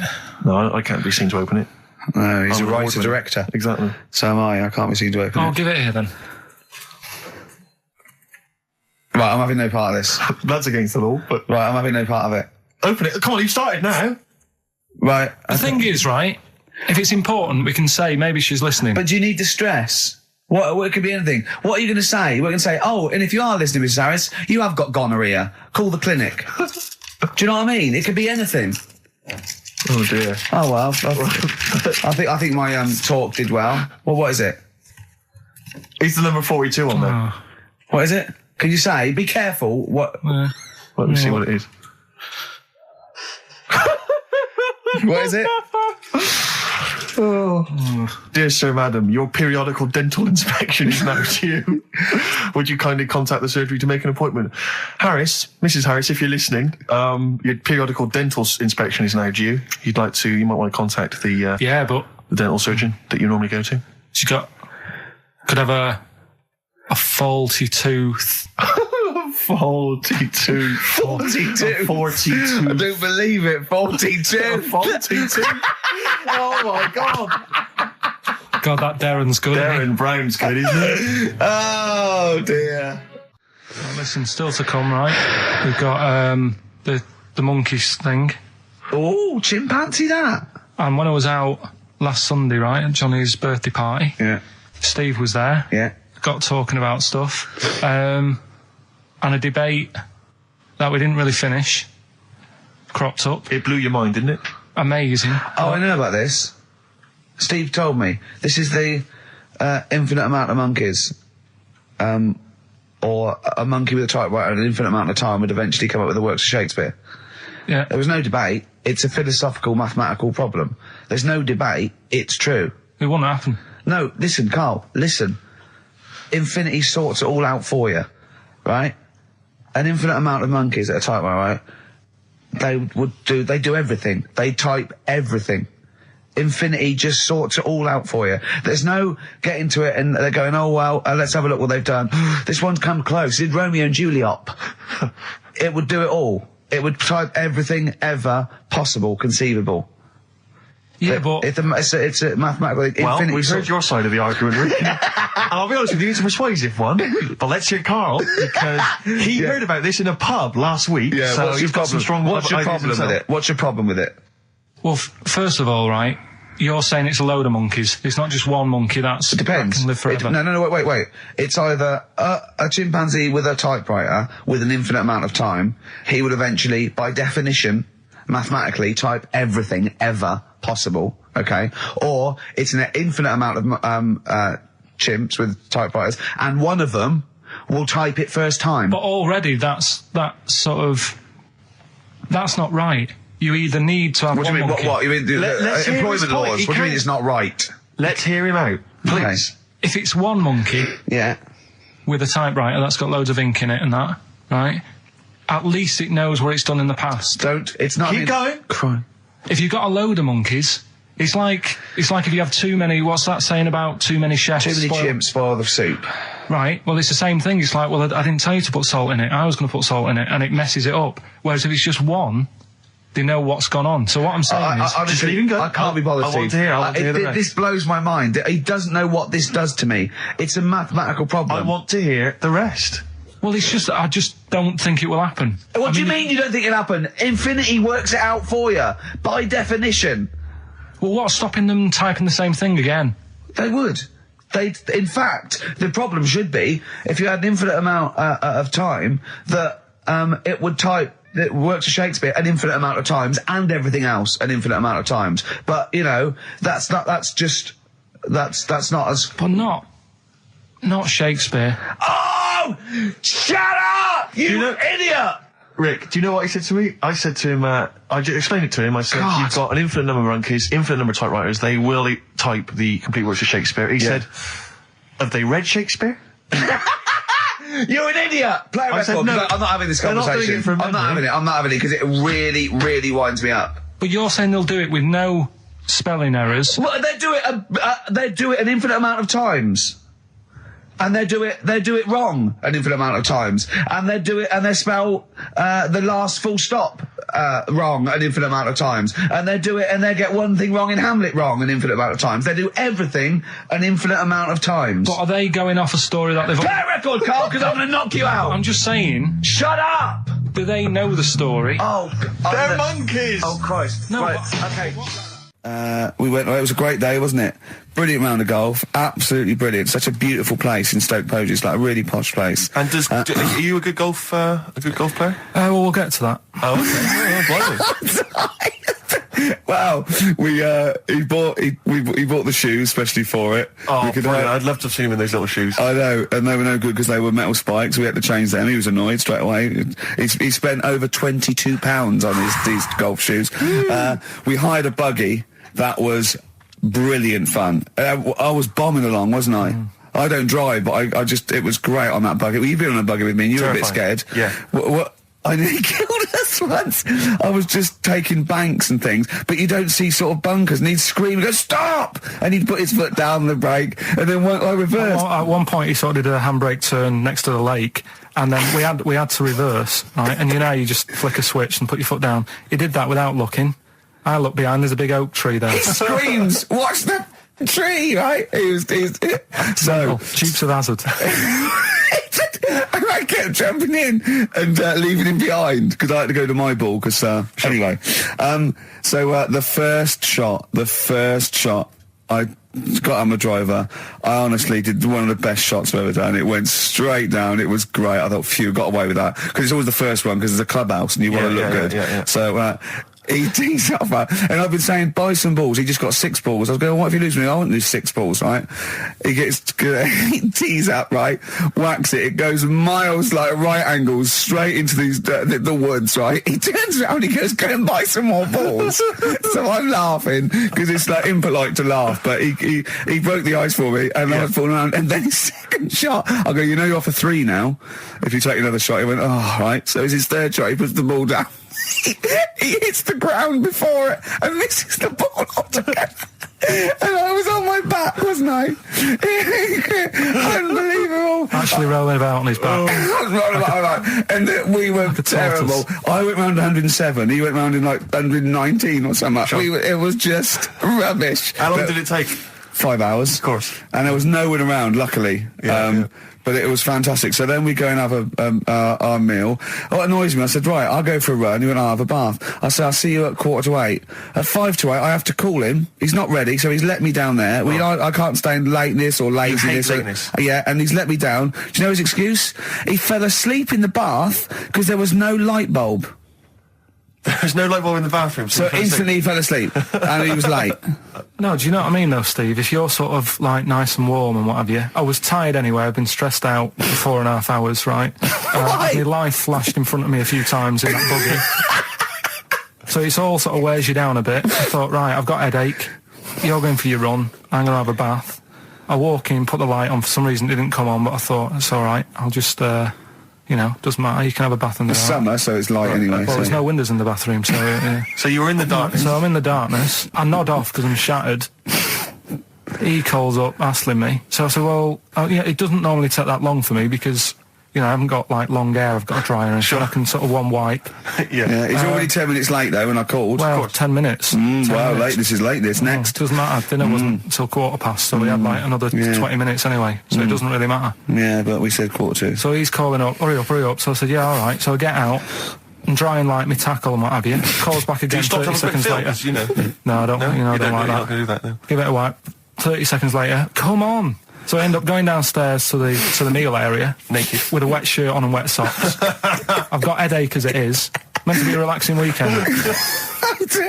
But anyway, so we have our meal, which is really nice. And then we're sitting in the bar. I'm having a cigar by the fire. Yeah. Like, we're having a rather nice Pinot Grigio. Yeah. He's there going, I've got headache. Is this 1955 that you live in? I know, yeah. It's so right. And we are knackered because, you know, he's not used to work. I've seen him moaning, falling asleep. He's not used to it at all. And you've been on your feet for over half an hour. Yeah, right. So, we didn't even walk round the golf course. We had a buggy. Yeah. Wasn't even exercise. That was Bowie and Waterloo Sunset. Love that. Love the original. Love Bowie. Bowie was my gig of the year. These are my singles of the year. These are our clips of the year. I'm Ricky Gervais with me, Stephen Merchant. We're just picking some lovely little bits and pieces. Do you remember when we talked about this? What was that one you told me about with the porn? That was a good one. Oh, this was fantastic, right? Right. There was this. Sorry, can I just check now? We're just remembering classic episodes of the Tales No, Unexpected this is important. Well, I saw one, right? I saw one on Tales Unexpected, right? And it was these two gents. What they used to do, they look down the obituaries and they'd blackmail the wife or the son of a dead eminent person, like might be a priest or a doctor, something like that, and they'd go and they'd say, he bought some erotic stuff from us before he died, and he owes 100 guineas and all this sort of stuff, and they'd pay up because it'd be so embarrassing. They just didn't want them, so they'd just pay him, right? And this one bloke said, who are these people? I'll meet with them. And he goes round there, and he goes round, and they go, your father, he goes, my father could not have bought any erotic material from you. They did it, he goes, he couldn't have, he's blind. Right, and that was the twist. And Carl went, so it was magazines, not videos then.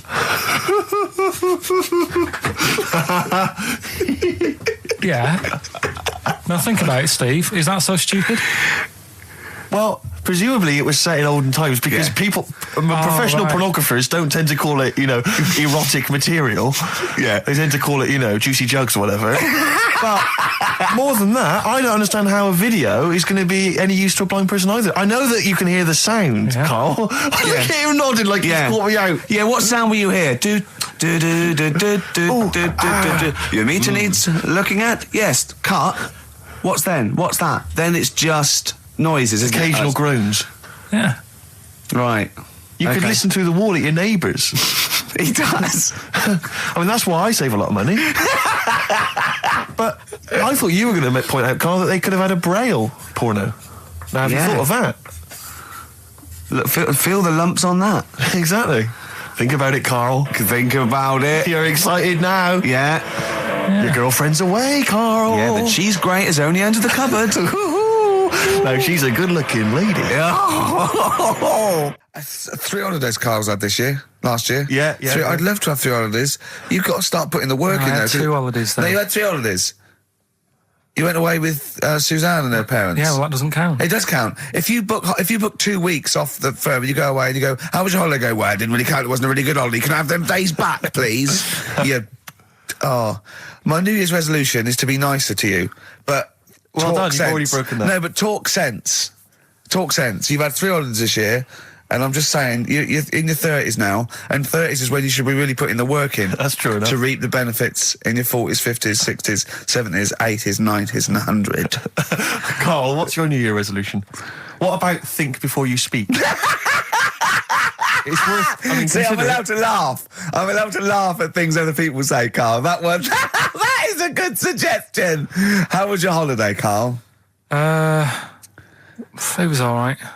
Right, brilliant. But that, I don't see, on the kind of, on the ratio of good to bad in Carl's mind, that might be amazing, because we never It might hear be him amazing, singing the mightn't praises it? of anything. I'll tell you what, can we have, a cracking little tune and then come back and hear about Carl's holiday? I'd love to do that, Let's really. keep it tight. Love to Tear Us Apart by Joy Division. Now, I can't put my finger on it, but that doesn't sound like the original. And it's off a compilation. It sounded a bit fast. I think the vocal was slightly different. If anyone can, put me out of misery, I think it might be in a session of the time or something. Carl, is it a New Year resolution for you? Another one. Maybe when we ask you to get a song, get the original single version. I could be and wrong, not some but- obscure but- session. Yeah, it does seem different, doesn't it? Very odd. Yeah. Yeah. Maybe we just remember it wrongly. But anyway, that's XFM for you. 104.9, I'm Ricky Gervais with me, Steve Merchant. Karl Pilkington. Carl, you went to Lanzarote. Yeah. People said don't go to Lanzarote. They told you it was Lanzarote. They told you, were they right or You wrong? were right, yeah. Really? Yeah, it's a bit ropey, yeah. Is it why?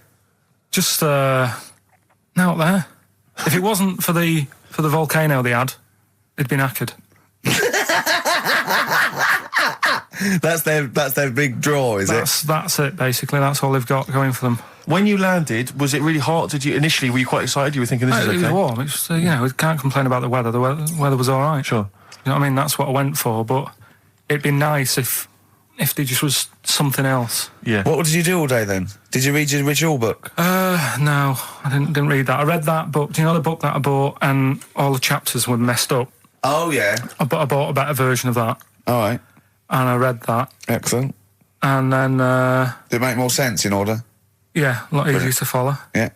And then we went and had a look at the volcanoes and that. They've got 36 of them to look at.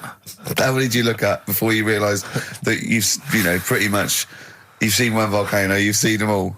Probably about 6 or 7. Really? And then when you got to the 8th, you thought, no, I know what this is going to be, Suzanne. This is going to be like a mountain with a hole in the top. Yeah. Really? But it happened years ago as well. It's like, just keep a couple, fill the rest in, tidy it up. Fill the rest in! Yeah, no, Well, yeah. getting some builders. No, seriously though. Okay, They're a 4 death million trap. tons of concrete, please. They're an absolute death trap. Yeah, what? Yeah. What do you mean fill them in? Do you know what a volcano is? It's just a hole, isn't it? That's happened. Well, it's more than the happened back hole. It's in- more a portal to the magma in the centre of the earth. Back in 1730 it happened, and they still haven't sorted it out. Well, when you say it happened, volcanoes were made a lot longer ago than 1730. No, but the one that did Lanzarote in. Right. Sort it out. What would you suggest? How tidy can they up. fill it in? It's joined. It's all joined. No, but what I'm And saying is, it was the a- big it was- plates of the earth are all joined. It All was the a magma's disaster, wasn't it? joined. With the trade centre thing, that happened. They cleaned it up, sorted it out, they've moved on. That's what I'm saying. Whereas Lanzarote have just gone, leave it. It happened back in 1730. You misunderstand me. How, in the name of God, can you fill in a volcano? You ignorant twit. No, but it's not just the holes. They've actually left the lava everywhere. That's what I mean. It's not just the big holes. There's lava everywhere. But it's molten rock. They can't just pick it up like they're like a carpet. Put it in the holes. The holes are there ready. Just push it all in.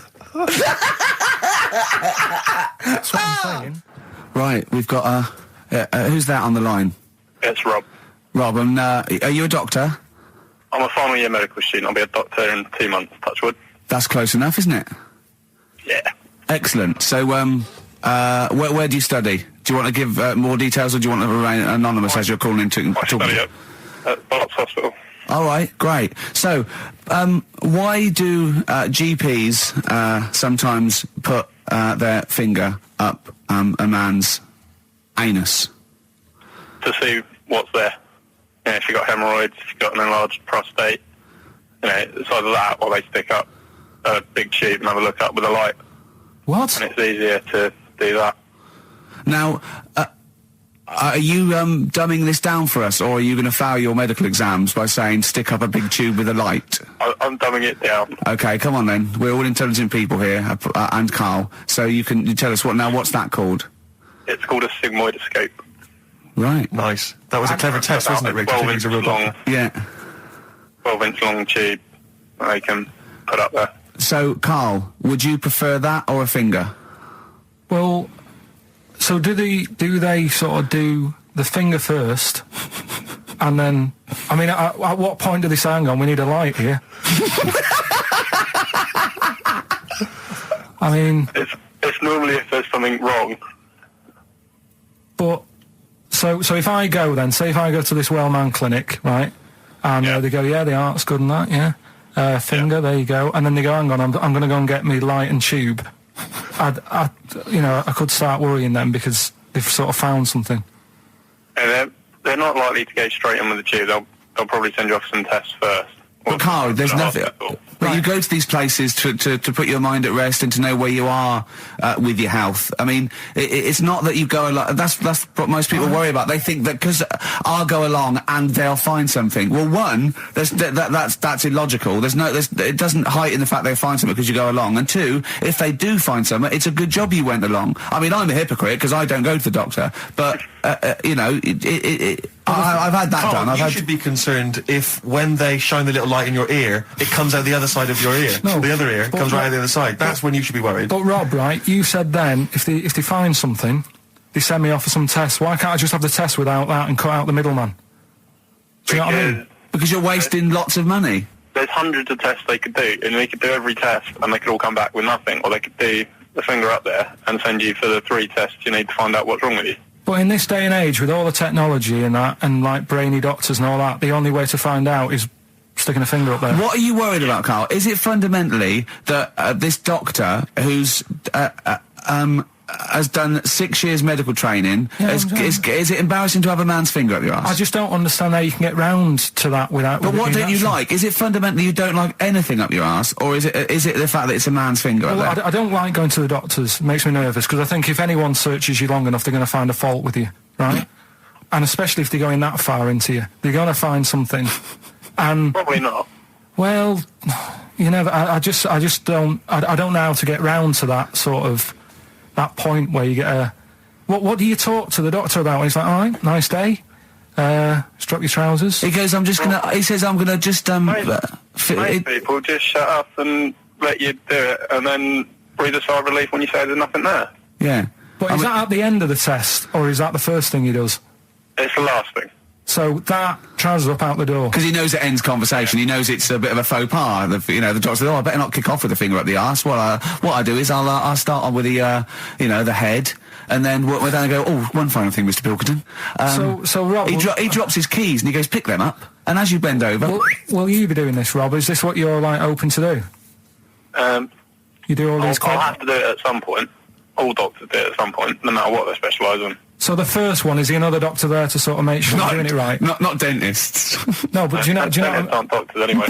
But do you know what I mean? Like, normally it's like a co-pilot will have someone with them for the first one. So when you put your first finger in... Yeah. Will someone be there going, right, you just want to move to the left of it? I've already done it. Have you? Yeah. So that's the thing with a student, you're learning. So you get people teaching you. And you learn on... these things. Can I just point out, Rob, I think I'm right in assuming that you have a glove on. Yep. And there's lubrication. Yep. And it doesn't hurt. No. There you go. What are you worried about, Carl? Who's this person who everyone's testing on in your class? It's not one person. One person. There's like, when a patient comes in and they've got a problem, your boss, the consultant, he does his finger up, and if he finds something, he goes to the patient, is it alright if the student has a feel as well? Then the student puts on a glove, puts the bleed on the glove, and sticks his finger up and sees what he comes out with. Rob, I wish you could see Carl's face. I mean, his face when you said, and he says, can this fella have a go as well? He looked horrified that he thought it was a free-for-all, like there's a queue of people trying on gloves and going, let's have a go. That looks good up there. What have you found? No, I mean, how come you had to sort of... Is it not something you could test on yourself rather than waiting for other people to come in? Because then, you know... It's an awkward position to get to, really, isn't it? Well, but you can have a good rummage then without feeling too awkward, but to sort of have a go on your first patient when you don't really know what you're looking for anyway, do you know what I mean? Never really thought about it. Because you don't... If you've never done it before... You pop your finger in there, and you've got to sort of look. You've got to have an expression on your face, like you know what you're finding. Well, they can't see what you look. They can't see your face. You got the big boss consultant man going, Now move your finger there, and you'll probably feel this. But he's just done it. He knows what's there. Well, what? Oh, so he's already had a go. He's had a feel, and he's going, right, if you feel to the right, that's the conglomeracy or whatever. The conglomeracy, yeah. Its conglomeracy is in perfect working order. Well, I'm still. Thank you, Rob. I'm sorry you had to go through this. Carl is probably the worst patient you'll ever encounter in your medical career. Good luck with your finals, and thanks very much. And do you know any female doctors who do this? Or? Thank you. XFM 104.9. Thank you. 104.9. I'm Ricky Gervais. With me, Stephen Merchant. It's the best of. You've been voting in all week, sending your emails. So here's the clips that you wanted. Right. Okay. Right. The results of we ain't got a winner for the first time. Yes, we have. We've got loads. We've got loads of winners. No, we haven't. We've done this feature for 3 weeks. This is the first time I've managed to sort of. Well, let's go through them then. What have they got wrong? The first one. The first one. What was the first one? Well, hang on. Let's do them in reverse order for a second. So what's the last one? The last one. The clue was that bloke does sport on the telly and he's got a little kid. What's that? That's Destiny's Child. Des, who does ITV Sport, has got a tiny child, right? No, that's fine. They got that. Destiny's Child. What's the middle one? Well, the middle one. Right. Child. The second one was. He doesn't like women, yet he's got a couple of kids. That's a bit weird. Yeah. Right? That was PD, that was Puff Daddy. That is offensive. Go on. But it's not Puff Daddy, it's Puff Daddy. And he's not even called that anymore, he's called P. Diddy. Well. Okay, fair enough. But they got that one. Yeah. And if I'm being tight, these lot are as well. Yeah. Yeah. Tight means something in Manchester. Go on. Right? And the first one that they're having problems with, I don't think them birds should be allowed in this area. Got it. Boyzone. It's not Boyzone. What's the clue again? I don't think them birds should be allowed in this area. That is perfect. A boy zone. No birds. No women. No women, yeah, birds, right? A boy zone. Sorry, Carl. If that isn't the answer, their clue is better than yours. That is brilliant. What was yours? Boy zone. It works perfectly. What's your answer then? Bangles. What? I have no idea what that means. Like seagulls. So you don't want them in this area, so you're banning them. Bangles.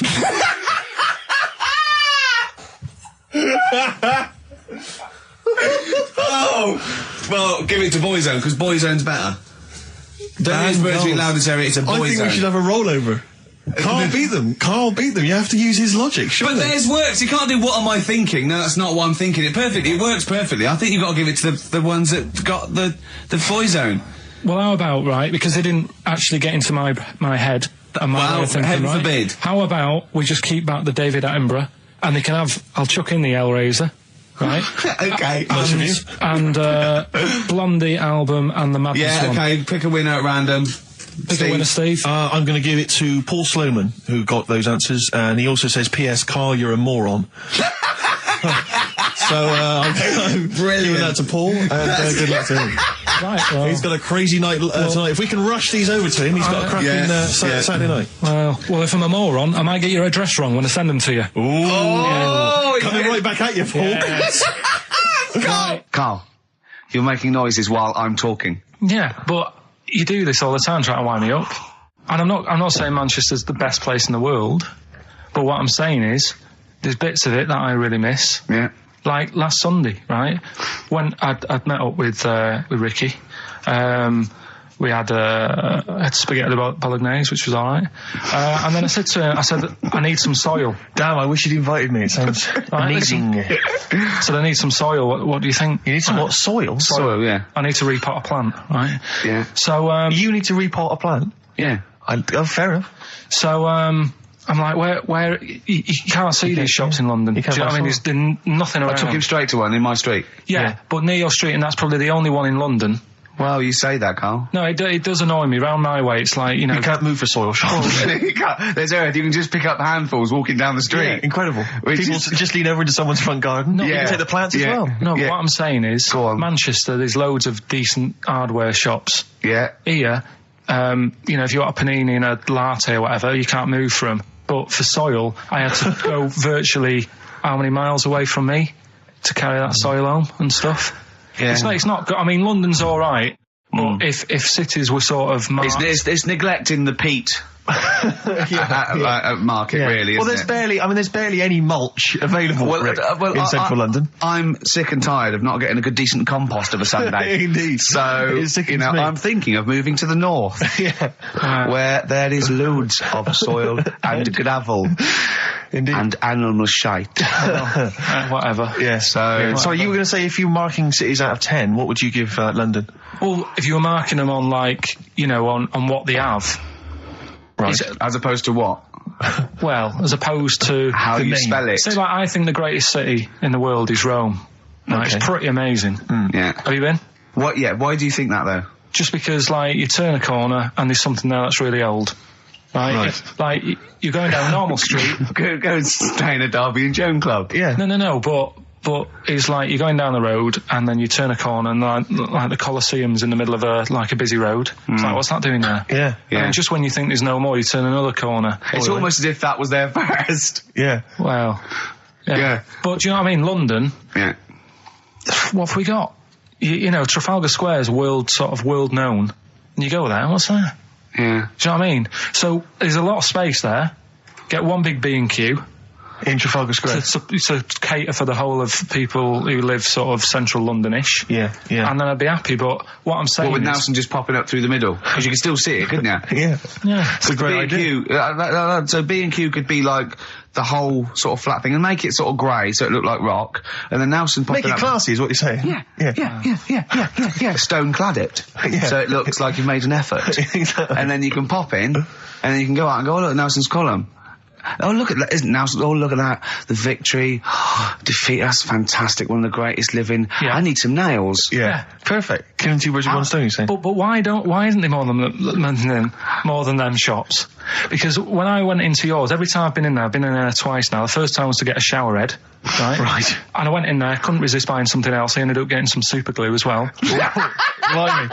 Hey, big spender. And then last Sunday we went in there, got 2 bags of soil, not one, I bought 2, and I bought some scissors to cut plants with. Secateurs. Well, Scissors. you never know when you want, you might need more soil, I suppose.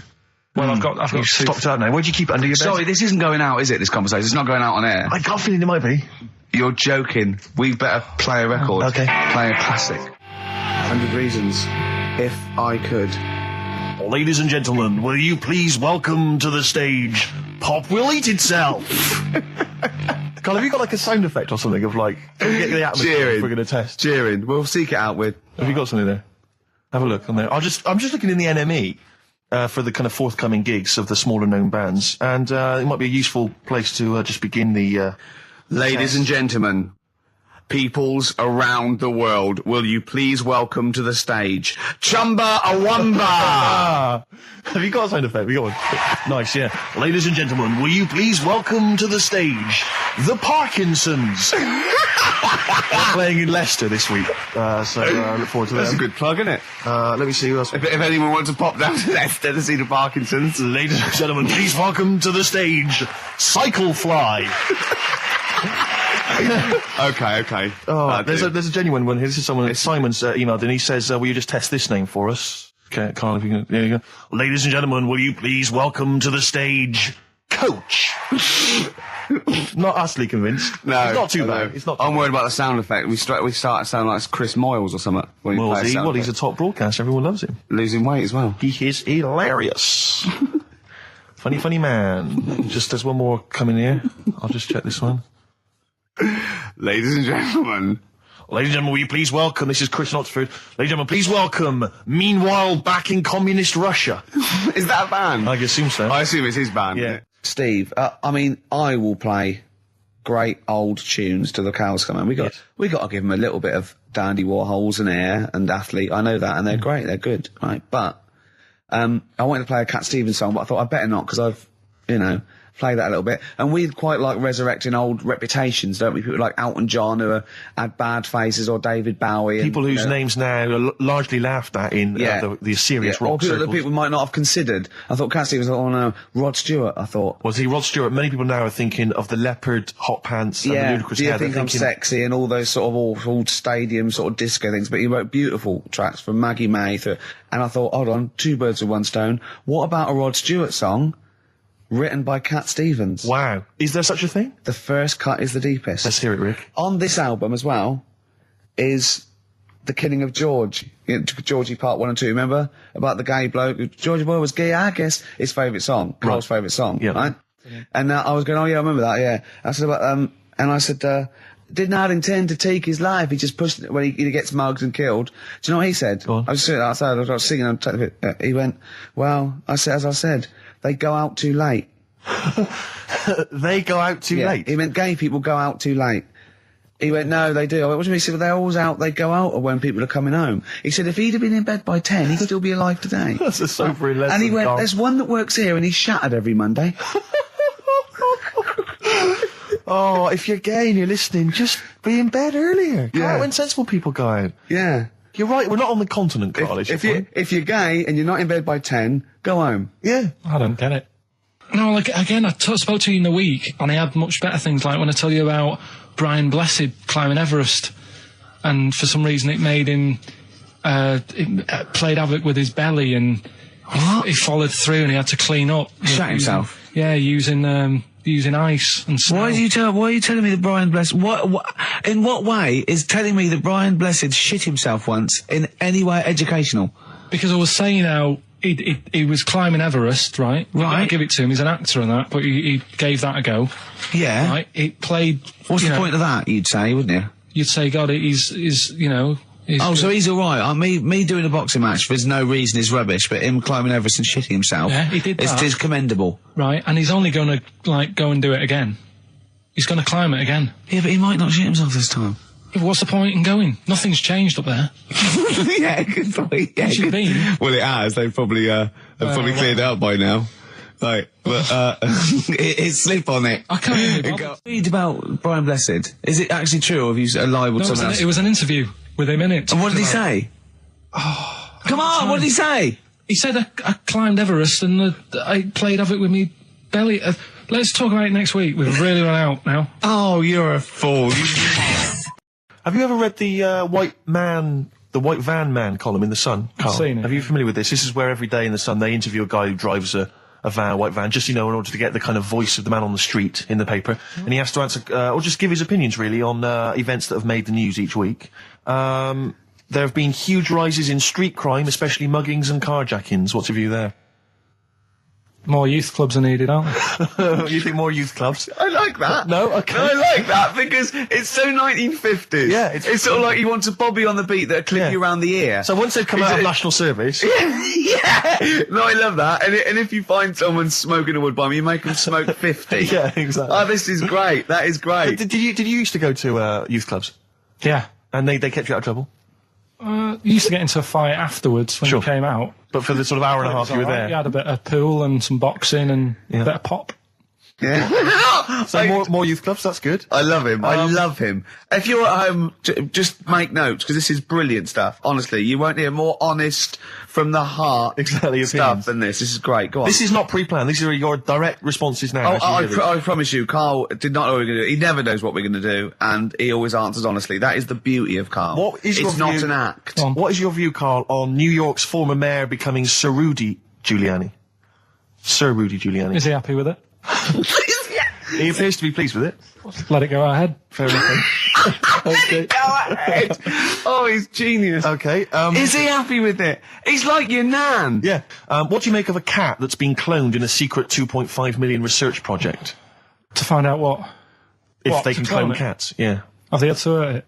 Sorry? Have they had to sort of hurt it to do that? Have they had to hurt it? Yeah, or is it just scraping its tongue for some stuff? I think the cat's fine. The point is that they're cloning another creature, which is potentially very dangerous. Have you seen that film where they bring Hitler back? That cat. What if that cat turned out to be a world dictator? Exactly. What do you reckon of cloning generally, Carl? You concerned about it? When they're cloning for organs, they just grow them for the, Do you know what cloning means? Yeah, it's when you, make something else that's the same, isn't it? Right. Yeah, I mean, it's not going to do any harm. Okay. And finally... Put you on the World Council. Yeah. Finally, what do you make of some city workers who were caught bonking in the glass lifts of the Lloyd's building? What do I make of it? Yeah.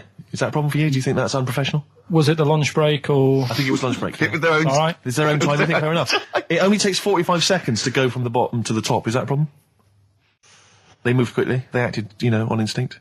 You think fair enough? If that's their natural instincts and they're both consenting, you think fine? Yeah. Okay. Yeah. Thanks very much, Carl. Thanks very much, Carl. Carl, Right, we'll have Steve, more of Carl's world-weary opinions next time on the show. Now it's time for White Van Man. White Van Man.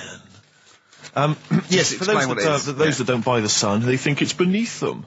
White Van Man is a column they have, I think, every day, actually, and they just get sort of some, Joe Public to kind of comment on the week's news. Just seems to me, that it might be interesting to get Carl's views on some of the big events. Not because we think that Carl hasn't got a valid sort of viewpoint. No. Because Carl sees the world differently to some people, that's all, and that's what's interesting. Like an artist does, or a... Exactly, yeah. He's very bohemian in his outlook. Yeah. Do you feel that you're up to scratch on this week's news? I don't like this bit. Do you? No, just relax. Why not? It's pressure. No, because you just have to give us your first opinions. For your honest answer, that's all we've ever asked of you, Carl, and it's all you've ever given us. Your honest, your first from the heart view, yeah? Don't worry, just relax. Just chill in. Are you worried that people are listening and thinking you're an idiot? If my girlfriend's listening now, go and have a wash or something. Go and have a wash. Not very nice, is it? Is it the opposite of Napoleon and Josephine? Yeah, go on. If you're going to visit me again, Josephine, for Christ's sake, wash. Well, I'll ease you in with something fairly easy, a music-based question. Kylie Minogue versus Dido as Queen of the Brits. What's your view there? Go and have a wash. It doesn't really matter, does it? It doesn't really matter. What doesn't really matter? With the Brits. I was watching it the other night, and I think Kylie will be a good-looking old woman. Do you ever do that sort of stuff? Steve, I want to celebrate with you. Every time he opens his mouth, says something like that, I want us to open a bottle of champagne. I know what you mean. Do you know what I mean? It's sort of like we did that. Yes. No, do you ever do that, though? Look at people, and another person who springs to mind, Jenny Powell. I don't think she's that good-looking now. Who's Jenny Powell? Is she that girl that used to be the assistant on Wheel of Fortune? Yeah, I think she's a bit over the top for a young woman. But when she gets older, I think she'll be a bit of a stunner. Okay. So for you, Kylie, whereas you don't feel that about Dido, is that right? She's alright, she's normal. I prefer Kylie's sister to Kylie. She looks, I can imagine her being hard work to live with. And who, Kylie?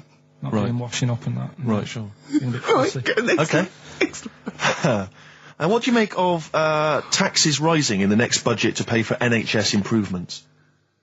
Well, my dad went to hospital to have an operation once. Yeah. So I feel like it's worth paying it, because I've got something. Because people might have to go to hospital. Yeah. Yeah. But it makes a change when it's someone in your family, doesn't it? Yeah. Because you sort of realise... Yeah, a change is as good as a rest. And the weird thing is, if it weren't for my dad, I wouldn't be here doing this show, because when he was in hospital... Well, no, I'll stop you there. Yeah. To be honest, that's all you need to know. You wouldn't be here, true, but no. But no, because this was after I was born. So I would be here. But for his more direct involvement was what? Yeah, because when my mum was seeing my dad in the hospital, I got a bit bored, went for a wander, found the hospital radio station... Yeah. And got a gig. Really? So in a real sense, if it wasn't for Carl's dad, Carl wouldn't be here. And did your dad, while he was listening to you, did he, sort of tap the nurse and go, can you get that twat off the air? Who's put him in that? Yeah. Go on. Okay, what do you make of the real-life Mowgli who's surviving in a Transylvanian countryside? Apparently, I don't know much about this story. I don't know. You know Mowgli, he's the guy from the Jungle Book. Yeah. The little kid that grew up with bears and animals and stuff. Apparently there's a real-life one in Transylvania. What were the things in Gremlins? What were the what? In Gremlins they were... Wait. Okay, this is an example. This is what your girlfriend said. Think. What were the things in Gremlins called? I can't remember. Really... It's something like that, isn't it? No, wait. Just really think now, Carl. Just with everything with all the brain power you've ever used, think what the things in Gremlins were called. It's not there. There's a clue here. Oh, no. Yeah. They're not. What? Gremlins. Yeah. Play a record, Carl. What about the fact that the world's tallest man is living in a semi in Neasden? It's alright, isn't it? Something that someone told me in the week is that, do you know all these tall people like this guy? Yeah. Which is a bit weird they've only just found him, considering he's the tallest man. I think that's a bit weird. Yeah. Someone told me that, do you know the guy who was in James Bond, the big bloke? Yes. Jaws. he's got the same illness as this bloke. Right. And what it is... It's called tall. It's something about... You're suffering from tall. You've got a small tumour or something just behind this part of your head. Yes. Oh, yeah. Just sort of in the middle of your eyes. Yeah. And the pressure on that makes you grow really tall or something. Yeah. So he needs to get it sorted. That's your advice to him.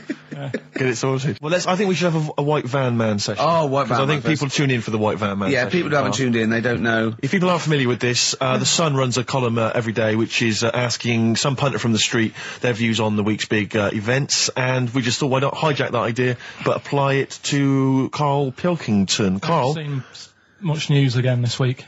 you've not seen much news. Don't worry, I'm sure you have an opinion on it. Just give us it from your heart. So Gladiator. Okay, so, well, on the subject of Gladiator, what do you make of Russell Crowe's appalling behaviour at the BAFTAs? This is, I heard a bit about this. This is, when he got some director or something, because... Director or producer and threatened them, because they cut his bit, didn't they? They cut a poem that he'd done during the acceptance speech. I watched it on Sunday night. I didn't realise it wasn't live, to be honest. Yeah. But I quite liked the way it was to the point and didn't mess about. He went up, he said thanks. So you're saying that he shouldn't have beaten up the director? Is that what you're basically saying? It's a bit over the top. You thought I mean, if you didn't have time, if you really, I mean, what's the poem got to do with the film anyway? He was an awards. So do you think it's ever justified to beat up a TV director if you're a major Hollywood star? Depends what he's done, but I mean... Right, what would he have to have done, Karl, for it to be fine for him to then beat him up? The thing is, right, forget all the beating up. At the end of the day, it was a awards thing for a film. The poem had nothing to do with the film. Yeah. So go up, collect your award for that thing. And if you really, really wanted people to hear about this poem, he could have photocopied it and Sure. left it at the entrance and said, on your way out, this is a really nice poem, pick one up. No, but the thing is, he knew it was televised, so he knew by saying that poem once, he was reaching 5 billion people. That's a lot of photocopies. Do you see what I'm saying? I'm not saying he was justified. It wasn't a poem award. If it was an award show for poems, you'd say you can't cut it out. It'd be like doing the top 40 and then going, number one's good, but we haven't got time for it. But it's a films thing. Okay. And he went up and he got the award for the film. Which film was it for? I don't know, but when I wanted to give you results, I said, let's give Karl his results. Steve went, no, we should introduce people to Karl again, just remind people what Karl's like. And he's so right. I'm so glad we did this first. Am I right, though? Or Carry on, Steve. Okay, the next topic, what about this big debate over whether Kylie Minogue's had a bum job? I'd have to see it. Next. Okay. Anyway, Karl, look, let's have a little quick session of White Van Man. For those that don't listen to the show regularly, The Sun, as you know, has a section called White Van Man where a member of the public gets asked their opinions on the week's big political and social hot potatoes. Karl, we just thought it would be fun if you answered some of the questions. It's not so much questions, it's just your views really on these big news stories. What do you make of Olympic ski hero Alan Baxter testing positive for drugs? What did he do? Well, he won a gold medal in the Olympics, and what? He was a skier. Right. And he won gold medal, and they've just tested him positive for some kind of illegal drug. But what, I mean, if he did, why take drugs to ski? Why? Because all you do is balance. But imagine, it'd be amazing if you were stoned, like going down a hill. Yeah, it's not like you have But to... it's not going to help you, is it? No, it's not just like, gravity that's doing all the work, isn't it, with skiing? Yeah, but it's often to do with your athleticism, isn't it? It's No, to but it'd be help you. like saying, and we've just found out the people on the toboggan were on crack. It's not going to help them.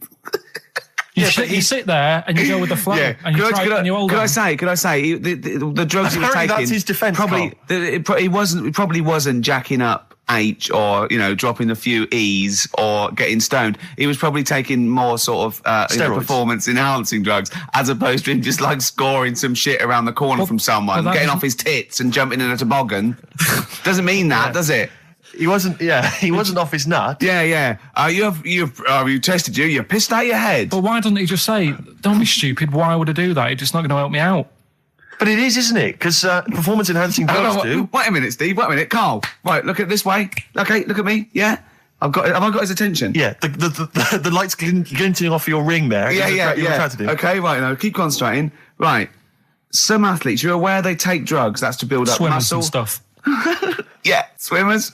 For Runners. example, runners, yeah. Not only do they help build muscle, right, but they can actually, give them a boost performance-wise, sort of like steroids and all this sort of stuff, right? So that's the sort of thing we're talking about, okay?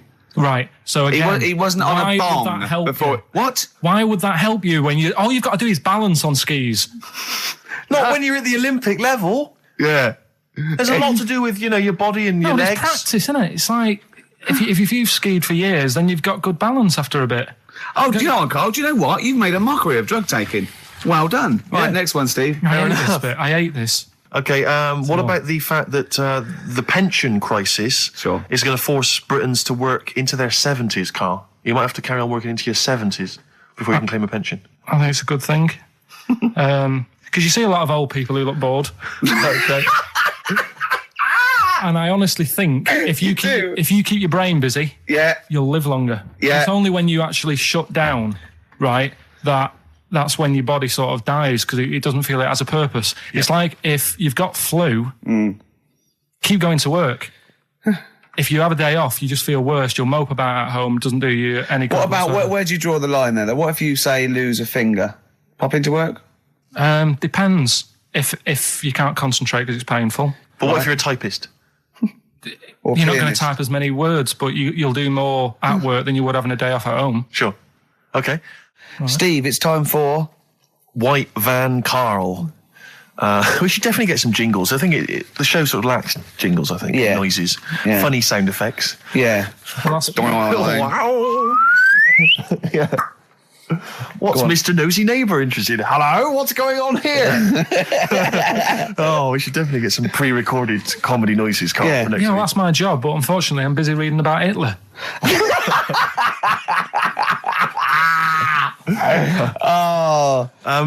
For those that don't know and aren't familiar with this feature, basically The Sun runs a White Van Man column where it asks just people who, every men and women, their views on news stories from the week, and we decided we'd just ask Carl his opinion on some of the same issues.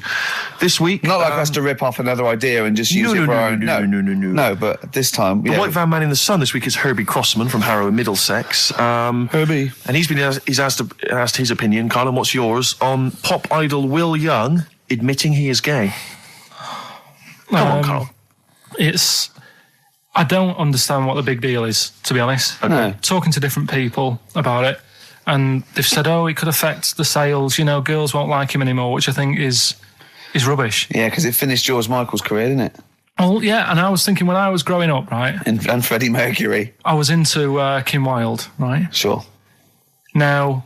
And her kids. You're not going to tell me she's gay, are you? No, but if they said, she's a leather, right? I wouldn't say, right, that's it, I'm taking kids in America back to the shop, I'm disgusted. Sure. I liked her. Yeah. I don't think I'm ever going to meet her and marry her and that, so what does it matter? Yeah. Will Young, he's a good voice, he's gay, a lot of gay people in the world. Georgie boy was gay, I guess. There you go. Nothing more and nothing less. The kindest guy I ever knew. So Do you Bowie? No big deal. That's one of your favourite songs, isn't it? Brilliant. Kidding of Georgie Parts 1 and 2, isn't it? Yeah. Okay, what do you say to the fact that a judge has decided that we, the general public, have a right to know about stars' flings? Basically, this is an excuse. This is basically saying, should papers be allowed to print tittle-tattle about celebrities? Oh, this is... Providing it's proven true. Oh, this is something about, isn't it, a Division 1 football or something? It definitely had of Premiership football, had an affair. And it is true, but he's trying to keep privacy. And the judge said, well, it's not for us to censor the press over things that are true. Right. It's up to the general public to either boycott or not, that publication. What do you think, Carl? What about all this, exposing, going through the, the bins of celebrities? It's not right, is it? But no. People are interested in it and buy the papers to read it. Do you know what I mean? I mean, like I said to you the other week, everyone has a go at Beckham for not being that bright. But at the end of the day, he's a good footballer. It doesn't really matter what goes on off the pitch, does it? Do you know what I mean? Yeah. Express 2 featuring David Byrne, Lazy, XFM 104.9, 1:45. I'm Ricky Gervais. Steve's got The Sun. Yes, we're just going to be doing White Van Karl, where we ask Karl the questions the Sun asked some other bloke. That's right. Because we think Karl's got more to say than anyone on anything. Karl only tells the truth, by the way. Just remember that, listeners. Off you go. Yes, well, today's white van man in the sun is John Slade. He owns his own door maintenance company. His answers are very informative, I have to say. But Carl, what do you make of the Channel 4 producer, aged 30, who duped a school into believing he was a teenager for a documentary? Are you familiar with this story? No, go on. Well, basically, a 30-year-old guy kind of fooled the school into thinking he was a pupil for a secret documentary. The school's outraged. Do you think that that's for you? Should anything go when it comes to making TV? I think I've said to you before. There's loads of kids at my school. I remember being in the first year, and kids who what year do schools go up to? I was in the first year. What is it? 11. 5? Oh, sorry. First year of infants and juniors. No, secondary school. 11. Right. Year 11. Kids have beards and stuff. No, not year 11. They're 11 when they first go to secondary school. Right. Well, I'm 11. The kids at the older end. Well, there's a fifth form, and then there's you can leave when you can leave when you're 16, I think, can't you now? Right. Well, kids who were 16 looked old. They did have beards. I remember going there and thinking some of them were teachers. I think he's answered that. Next one. What's the next one? Tattoos and everything. I think they're kids in the earlier years even. What do you make of the fact that Mariah Carey's £38 million payoff has cost EMI staff their jobs, and we're talking 1,800 EMI staff who have lost their jobs? What do you think of that? Yeah, I mean, is that silly money, Mariah Carey, on 38 million? She doesn't need that much. She doesn't need that much. She has to dress nice, though. It's not her fault. I'd say it's bad business. Okay. Because EMI, did you say? Yes. Right. They've got rid of them staff. Yeah. Mariah Carey's left. Who's going to do the work? Do you think Mariah should come back and do some temping? Well, they should have got a loan and paid her. Okay. Do you know what I mean? Vicious circle, that. Right. Have you done a business degree or anything? Commerce. You did commerce. Where did you do that? What did you do with that? At school, I'd learned how to fill out a cheque, pay a bill, and I think I had a trip round Kellogg's. Did you get an O level or a GCSE? We know he didn't. You know, I did. But was there a commerce exam, or was it just a division of Can't maths? remember. What did he fill out a Was it check? a subset of It maths? was an option. It was like, if you want to do it, you can. What was it? Fill out a check. Pay a bill. Pay a bill. Have a visit round Round Kellogg's. Kellogg's, and I saw my sister's boyfriend there at the time. He sorted me out with some variety packs. Really? What was in them? You know, Rice Krispies and Good stuff. Cocoa Pops. Space Dust or whatever it is. Space Nuts. So, sorry, that wasn't Ken Dodd, though. No. That was someone else, was it? That was an aunt. That was it, yeah. That wasn't Special K. Oh, dear. What about this then? Home Secretary David Blunkett admits that muggers rule some streets. Weird this, because when I was out with you... I don't believe it's going to be weird, whatever you say, No, Carl. when we were in that pub that night and we got talking about muggers and that, the tip is what I tend to do, because I nearly got mugged once. Act You mental. what? You nearly got mugged once? I nearly got mugged. Yeah. But I tried this technique of acting a bit mental. Right, and how did you act mental? Well, this guy wanted me trainers. And I was in Piccadilly Gardens in Manchester. It was quite late one night. Mm-hmm. And he come up, he said, I want them trainers. I said, you want them? I said, I worked hard for these. He said, how dare you come to me asking? And I got a bit livid. And he looked at me like, oh my God, he's got a right one here. And he left me. Were you acting mental or were you just mental? No, I put it on a bit. Were you not petrified though? Well, you don't think about it, do you, when you're sort of in the eyes of danger? Well, not you. Clearly, you're a brave man. So, what did you say?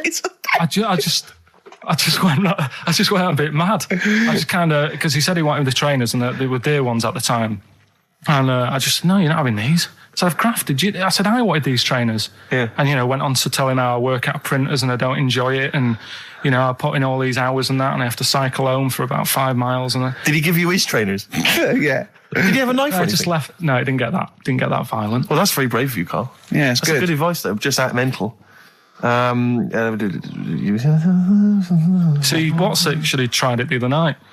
Oh, Liza Minnelli. Yeah. Well, she says, I've worked hard for these diamonds. Yeah. Not easy being the daughter of Judy Garland. You don't know what it's like. You know a lot about paying bills and writing out checks. Yeah. Tell us about Kellogg's. What was it like? What was in the factory? Was it just like squashing bits of corn? And... Pretty boring, really. Just loads of conveyor belts, boxes of cornflakes everywhere. Just what you imagine. Yeah. So is it more, this is where you might be working? This is where you're likely to work. if you Possibly. leave There was school. 2 trips. There was that and a trip to Manchester Evening News. Okay. And I left that early because I had a job in Cordon Bleu. In Kellogg's. Cordon Bleu, what's that? It's like a supermarket. Yeah? And I had to leave the trip early, and the teacher went mad saying they'd thought I'd got lost on the, in the building and stuff. What, you It didn't caused tell a anyone? write-up. No, because it was like day 2 of working in this supermarket, and I couldn't be late. I thought by the time I explain where I've got to go and everything, I'll be even later. Sure. So I just left, and then apparently they were searching the building and everything for me. Oh, I was were you? stuck in a printer. Don't know. Stuck in a printer. I don't know. What was the printer's name? You worked at a supermarket called Cordon Bleu. Cordon Bleu. Brilliant. That's great, isn't it? It's rubbish. Oh. Got sacked. You had to What'd you get sacked for? Messing about in a back in the car park round the back. Yeah. Right, there was a grid, and all the concrete had gone funny. So when it rains, you got like a big lake, Oh, yeah. right? And I got in. Do you know those big metal trolleys you get to like put all the food in while? Oh, yeah. And yeah. I got in one of them and pushed myself out into this lake. Of cement. No, I water. got full Oh, it of was water water, 'cause it'd been right, raining. right. And I got stuck in the middle, right? And the boss was like, "Where's Carl? He's meant to be doing, facing up the beans." And I was like, You were stranded in a lake. So someone said, I saw him messing about out the back. He came out and saw me stuck in the middle of this lake in a trolley. And he said, "Get back in." I said, Would you say, no, I'm filming sharks? I said, it's too deep.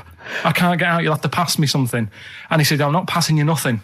He said, "You can get out of there and walk through it." I said, "I'm not. I've got my trainers on, probably the same ones." Yeah, you've risked actually. your life for them. Yeah. I said, "I'm not getting these wet." He said, "What are you going to do?" I said, "I'm going to wait for the water to go down the grid." He said, "The grid's blocked. Now get out or you're sacked." I said, "Well, I'm not getting out." He said, "Right, you're sacked." Right, well, it's time for White Van Man, which is where we ask Carl the questions that the Sun asks someone else. Exactly. It's an article in there where they ask them, typical man on the street, the big questions of the day, gives them their platform to the nation, and we think this is just too good to let out because we only care about one person's opinion in the country now. That's true enough. He's the K man, and there he is. There he is. Right. What do you make of New York's ex-police chief saying we need more bobbies on the beat? He's come over here. He's the guy that sorted out crime in New York City. He's come over. He said, "You're going all over the place here. You need more bobbies on the beat, more policemen, more a visible police presence." There was something last week about some copper in London who was sat on a bench, and he was asleep or something. Yeah.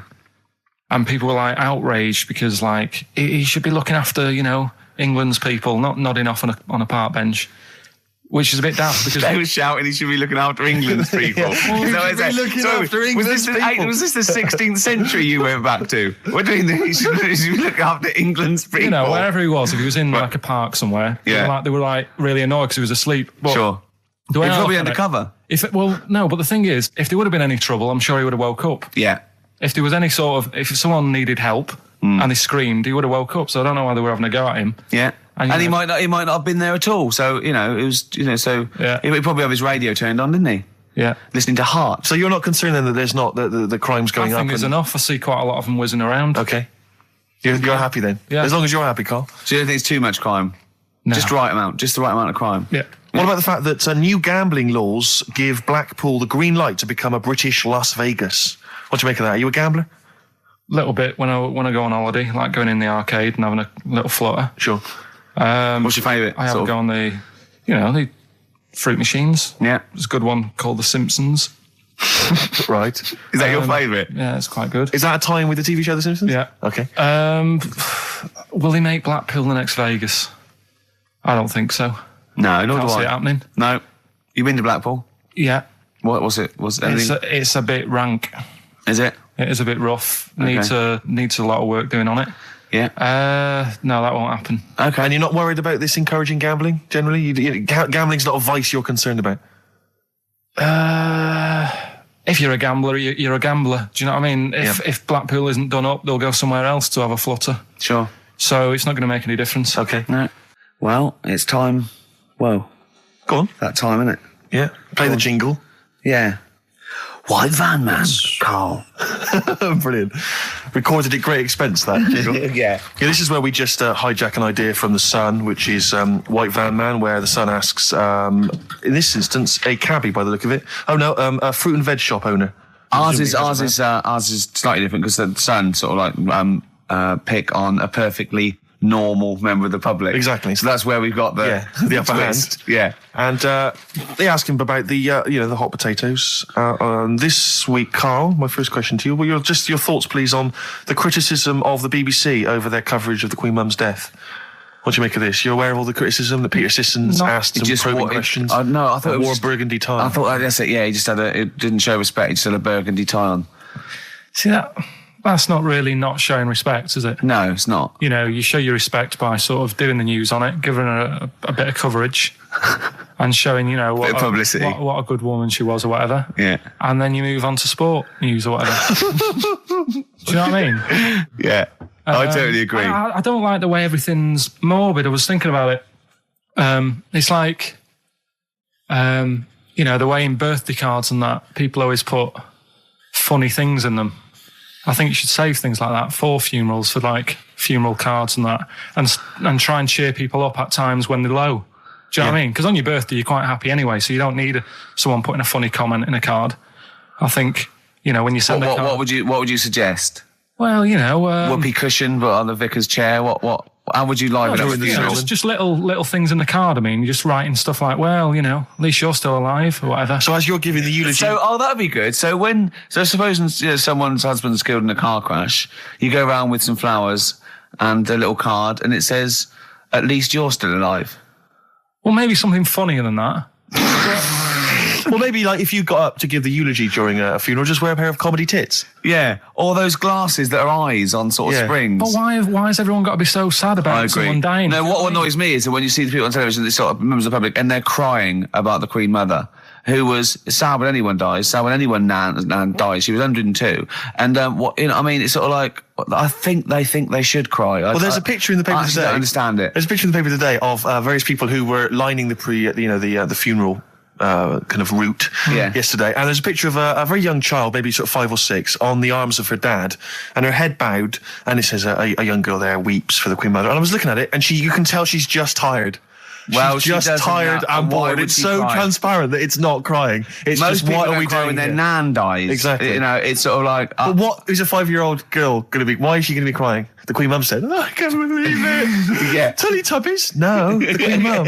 Oh, not the Tweenies. No, it's all in a minute. Yeah. It's just like, oh dear. I mean, I know. I'm sure, I don't know much about her. I don't know if she was a great woman. And obviously, it's always sad when someone dies. But it's like, it's interesting that there was a lot of tourists in that long line of people that are now queuing for hours upon hours to see her dying in state. Because it's clearly just people who want to be a part of history. Must be gutting if you're over from Sweden and you find out that, the Queen Mum's died. Oh, you must be devastated. You probably don't want to carry on with your visit. Exactly. Really. Okay, listen, Carl. I think we've covered that. What do you make of the...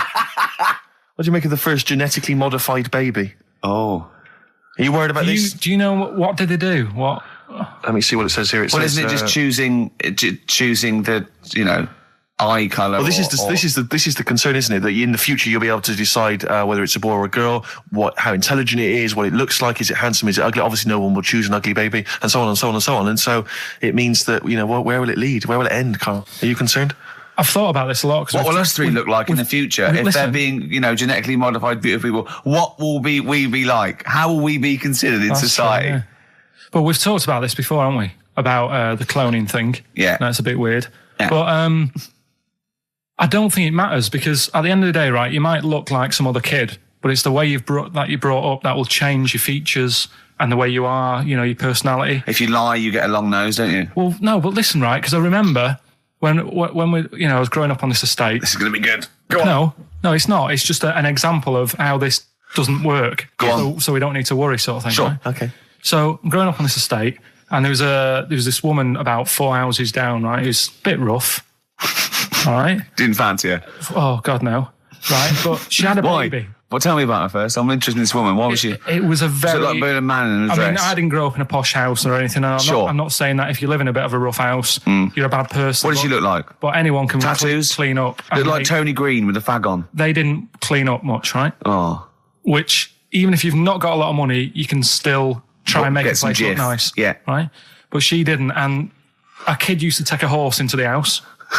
Sorry. Whoa, Neddy. What do you mean a kid used to take a horse into the house? Where did he get a horse? Must have nicked it from somewhere. Mustard on. So you've seen a horse in it? No. What, is that from outside the saloon round the corner? Yeah, was it just tied up with a bit of lettuce? Right? Oh, that's great. I'd Did been Big out. Jake come looking for it? I'd been out. Oh. Nick, So let me get this. This was before the lynching stopped or after? Where did he get a horse from? What do you mean he must have nicked it? His mum said, where'd you get that from? I bought it. All right then, but keep it out the kitchen. I don't want you going Catlin rustling. Where did he get a horse from, Carl? And how long did he have it for? Was he leading it or riding it? Mum, open the door, I can't I stop. can't stop it. Open the patio door as well. I'll be... Looks like we got us a runaway. What do you mean? I don't know, but the thing is, they couldn't afford to buy one because they're not cheap. So I'm just guessing. Maybe that's wrong of me.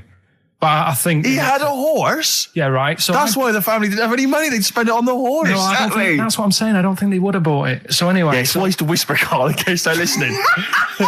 Yeah.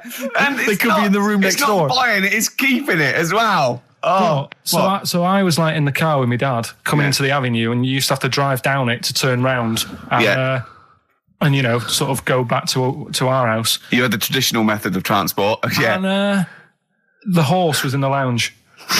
Reading a paper. Just like walking around. Oh, God! What? And when I was doing, I tried to earn myself some money once by flogging little flowers in plastic cups. What? This is genius. It just keeps coming. What do you mean you're trying to flog little flowers? What do you mean? Wait. Let's play a record. Let's play a record and come back to this, because the story's going to just unravel and unravel. It's going to go for hours. Let's play a track, deeper Carl. and deeper. It's like an onion, isn't it? We've created a whole world here where there's a man living with a horse. Just walking around the lounge. I come from the West Country. I've never heard anything like that. I just think of a big sort of like orange carpet, and it's got a rediffusion telly, and this horse going, I'm fed up in here. Exactly. This is really... I am not taking the rubbish out again. Yeah. Right, play a record. Let's have Velvet Underground. We got that lined up. Oh, yeah, the God. classic from the first album. I'm waiting for the man. Let's come back to the horse in a second. Little flowers in pots. What do you mean? Well, that bootleg's going under the name of Nothing, Miss Jackson, I think, by Meats and Poultry. So there you go. I do love these bootleg things because they're so pointless, but they're so enjoyable. Yeah, it's they're great. just fun to do. Yeah, exactly. They're really good they're fun. great. But not as much fun as White Van Carl. White Van Carl, absolutely. Do you want to explain the premise? Well, we take the Sun asks someone else and asks Carl. It's as simple as that. That's The it. Sun have just taken a normal person. We flipped it. We're going to ask Carl the same questions about the week's news. Yeah, just basically your opinions, Carl, as ever. What do you make of, well, obviously the big news, David Beckham's broken foot? Is this a big concern for you? No, I mean, he's sad. You know, it's sadder for him more than anyone because, you know, to like be in the World Cup is like the main thing for him, isn't it? Yeah. But he's still a young lad, and I don't think he'll give up. I reckon he'll still turn up. He'll be all right. And yeah, good luck to the lad. You know, I like David. I'm not going to slag him off. Wise words. Yeah. He says that like he knows him, like he's popping round for drinks later. Yeah, like we tried to stitch you up. Go on. But obviously yesterday, was it yesterday? I think maybe Thursday. The Sun printed a big picture of David's foot and encouraged everyone to touch it at midday, because hoping that this would somehow, if we all thought and prayed together, somehow that would help his foot heal. Do you believe in that? No. Any belief in that? No, you're going down the old like Yoragella route, aren't you? Sure. And it's stupid. Yeah. I'm sure. I mean, it's nice effort and everything. It sort of cheers everyone up. Hold on, you believe in ghosts and warlocks Yeah. and licking toads? Why is that any more stupid than all those things? It's not going to work, is it? All right, Fine. It's rubbish. okay. Okay, what about this then? There's apparently now available £1.5 million apartments available on an exclusive ship which sails around the world. Yeah, it's like What do you make of that? it's a huge thing, and you live on it, and it's. I mean, in theory, How big is it? it's mental. Do you know it's when- like Huge a luxury town liner. centre. Do you know how Because- like people said that the Titanic was the biggest ship? Was that only then? They've got Yes. bigger ones now, haven't they? Yeah, A lot bigger. oil tankers are much bigger, and yeah, No, but actual liners are bigger. Yeah. It was the biggest then. Yeah. Because my mum told me that there was one that was that big that it had like rough areas on it.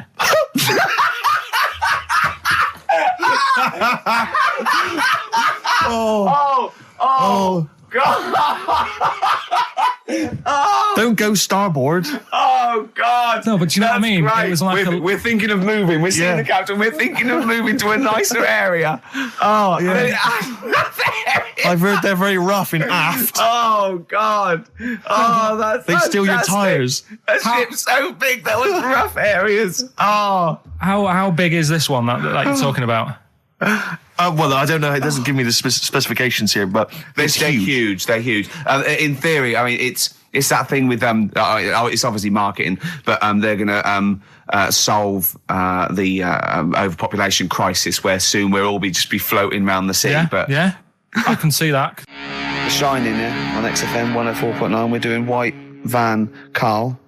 Got another one there? Well, it's just your thoughts really on the Queen Mum's very British send-off that she was given this week. Yeah. What do you make of all those people queuing up to see her? Did you think that was incredible? Right. Well, what we said last week, there was I don't quite understand why there was so many people there who were like getting really upset. Do you know what I mean? Really upset, crying and stuff. And you can lose someone who's like related to you, and you don't cry like that. You sort of sit there and you think back to what you did with them and stuff, and then that's it. But the queue thing, wasn't it like miles long and stuff? Yeah. It was, yeah. Right. I was sat watching this with Sue. 12 hours queuing. Yeah. It never got to 12 hours. It did, but that was the estimated time. No, but how long is a queue when they're just like, walking along? Think how far you can sort of like, stagger in 12 hours. Incredible. It's been ridiculous. God. Yeah. But again, if they want to do that, it's their time and that, isn't it? And it was at the weekend, so they could have, it's not as if they got out of work to do it. No. You know what I mean? They used their own time, so good on them. But I thought, right, what they could have done, remember when I studied Che Guevara? Yep. Yeah. Right? And don't be offended by this, it was just an idea, because they did it with Che Guevara. Remember when they cut him up? Yes, they cut him up. Yeah. What was the reason for cutting him up? Well, they cut up Che in order to try and... you told us that they were going to send bits of his body to Fidel Castro and various other people, wasn't that right? As a warning, wasn't it, though, to all the people, like, one to... Yeah, my understanding was that they cut him up in order to... so they could bury him in different places, so that there'd be one shrine. There'd be not one place that you could go to in order to sort of make it into a martyr. A little bit like that. I've like I can vaguely see where this is going. 6 queues, and it's like, number 1, you can, go and pay respect to her head, or whatever. Oh, God. No, but I just was thinking the way of speeding it up. I'm not having a go, because they haven't done it, so it doesn't matter. God. But they did it with Che Guevara. Yeah. Everybody would have felt like they've got close to her, and it would have speeded it up. No, I mean, I can understand. Can I just say that genuinely, Carl is not being disrespectful here. This is his best idea to cut down the queues. So don't phone in. He's not suggesting we should have done this. He genuinely is. But I mean, he's not doing it to be nasty or wacky or he thinks this is a good idea. So can I just throw a thought at Che Guevara, who was like a powerful man who did a lot for the world and what have you. Yeah. And are you aware that I feel slightly responsible for this, because have you heard of the quote, a little knowledge is a dangerous thing? Yeah. Okay. Steve, next one. No, just a very quick question. I can understand those that have queued for 12 hours to see the head. I'd be a little bit annoyed if I got there to find a toe. I'll tell you what, though. I'll tell you what they could do without chopping her up. They could put about 9 queues. Each could see each hip she had. That's true enough. Because she's had about 9 of them. Yeah. So it'd just be, if you want to see the whole body, it's a 12-hour queue. If you just want to see a couple of the hips. Here's another suggestion for you, I just thought, right? What? Instead of everyone queuing to see her, why not put her on a trolley and wheel her past everyone else? Running. So you could have some students on Rag Week. They can combine it, like when they're always pushing a bed. They could just run it along the queue. No, that'd be fantastic. That'd be disrespectful. Right, as opposed to the chopping up. So sure. No, Right. but just an idea. Just I apologise now. If anyone's offended. Anyone offended, I'm sorry. But Yeah. No, okay, we just do White Van Carl then. This is your opinions. You can't be wrong on this, can you? There's no right or wrong answer here. Okay. Right. But so this is where we ask Carl his views on the big news stories of the week. Basically, we've stolen an idea from the Sun newspaper, and So this isn't cruel, this programme, is it? I don't think so. picking on me. It's not, is it? It's weird because a few people have said, "Oh, you're picking on me." It depends how you look at things, isn't Sure. it? Yeah. But you do like it. We could look at it like it's a laugh, so it's not a problem for us. We like you. You're our favourite. Yeah. I'm going to say thing in the world, but I don't mean that, in a derogatory way. No, I'm cool with it. Yeah? Yeah. Right. Okay. So your views, please, on the fact that attitudes are changing to the possible marriage of Charles and Camilla. Oh, what do you think of that? The roars at the moment, because the recent tragedies are apparently high in the polls, and people are coming around to the idea of Charles and Camilla getting hitched. What's your thought? Whatever, really. I mean, if they're happy with it. The thing that comes out of it most is it just goes to show, right, that there is someone for everyone. Just because, I mean, no disrespect to Camilla, I'm not a good-looking person either, but she isn't a stunner, and yet she's gone and picked up a royal. Right? Yeah. So I think it's good for things like that to happen, because it cheers you up. Do you know what I mean? Gives you a bit of hope. Thanks, Carl. So, yeah, it's good. You know, if they're happy, if anyone's happy, it's a good story, isn't it? Yeah. You know what I mean? Yeah. You know, he's had a bit of bad luck, and now he's got someone else in his life. So. While he's doing this, I'm just doing a list of questions to ask him what he thinks of things in the world. Okay. Is that all right? Yeah, no problem. No problem. Okay. What about this then? Are you disappointed by the nation that a third of us are apparently unaware of St. George's Day? 23rd. Is St. George's Day the one with the snakes that we've talked about? No, that's... Are you one of that third, do you think? St. George is the patron saint of England who killed the dragon. Yeah, I mean, there's too many of these days, isn't there? That's the problem. If you make it a bit more special, like Christmas, so you buy presents and that for each other, then people will remember it. But there's so many of these days with Easter and Pancake Tuesday and all that. So it's not surprising. I think as time goes on, we'll find that a lot of these days will just disappear because, you know, people are busy. There'll be new ones, won't there? Right. White Van Carl. White Van Carl. Yeah, this is where we steal the White Van Man column from The Sun and basically fire those questions at Carl, getting his opinions on the week's news. Okay, Carl. Okay, what do you make of this? David Beckham apparently was driving despite having an injured foot and just further threatening his World Cup chances. And obviously, you're a big football fan. Well, I'm not that big. I like the odd game. Sure. Would that hurt him? Would that hurt his foot? It can be good. Is it in a plaster? It's not a big cast, Sure, is it's it? better to drive than it is to walk on it. Good point. Fair enough, yeah. Go on. Can't argue with Can't that. get the bus, can he? Okay, and what do you make of this fascist leader who's having a lot of success in the French presidential elections? What's he doing? Have you not come across this story? No. Right, this is one of the big political stories. He's got a far right that got nearly 20%. He's a far-right fascist leader and he's having considerable success in the French elections. I don't think we should be asking Carl questions like this. Not something you've got to I'm getting scared. There's all sorts of bad stuff going on in the world that we don't know about. Yeah. But we know about this. Yeah, but you're better off not knowing because there's nothing I can do about it. You're absolutely right, Carl. Fair enough. I can't argue with that. Oh, God, man that's alive. fantastic. That is brilliant. White Van Carl. Yeah, White Van Carl. I mean, for those that don't know, we do this... we ask week. Carl the questions that the Sun asked someone else. That's right, the Sun every day asks some, average Joe, his views on the week's big stories. Carl, let me ask you now, what do you make of Prince Harry smoking openly at a polo club? Are you aware of this story? No. Was it? Go on. Prince Harry, you know that he's one of the royals. Yeah. And he was seen smoking openly, a fag, a cigarette, a polo Third in line to the throne. Something like that, yeah. Imagine that. Someone smoking a cigarette was third in line to the throne. A cigarette, Carl. Is it a non-smoking polo club? Do you know, I don't know, but if it were, would that make things even worse for you?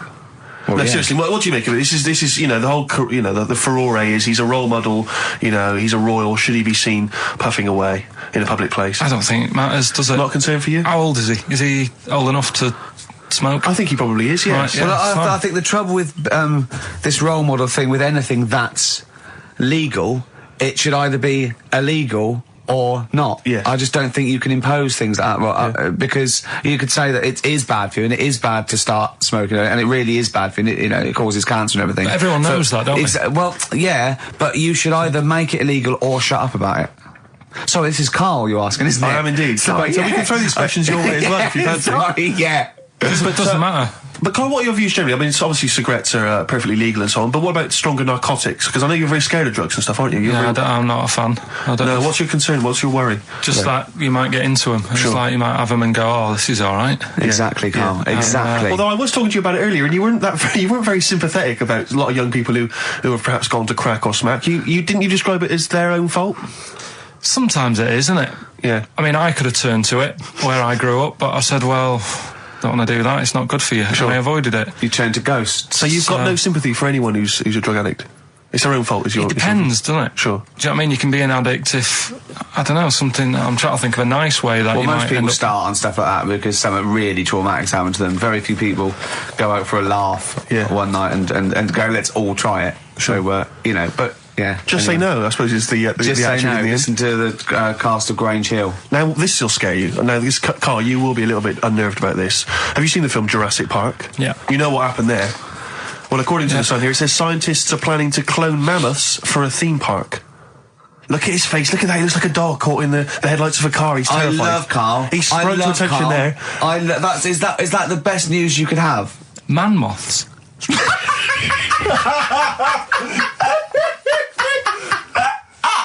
Right. Yeah, man moths. I Man love moths. the fact that that's why he was so excited that they bred a man moth. What is this? Yeah, it's a human being that hides in your wardrobe and eats an entire jacket in a day. Yeah. What do you mean, man moths? Mammoths. Mammoth, the big hairy you heard cow of a from the mammoth? Ice Age. I mean, elephant. You're not so excited about that, then? You can take or leave bringing back mammoths to life, but a man moth... A man moth is a different matter. Oh, if we'd have never brought that up, he'd have gone and told someone now. Yeah. You know, they've bred an half man, half moth. This and is that's what we that's how mean. things start. This is what we mean when you hear don't- these ghost Are you stories. slightly deaf? Is that it? When you hear these stories, you're slightly deaf. And his head was in the basket, and he went, count how many times I blink. Is it? Carl, is English your first language?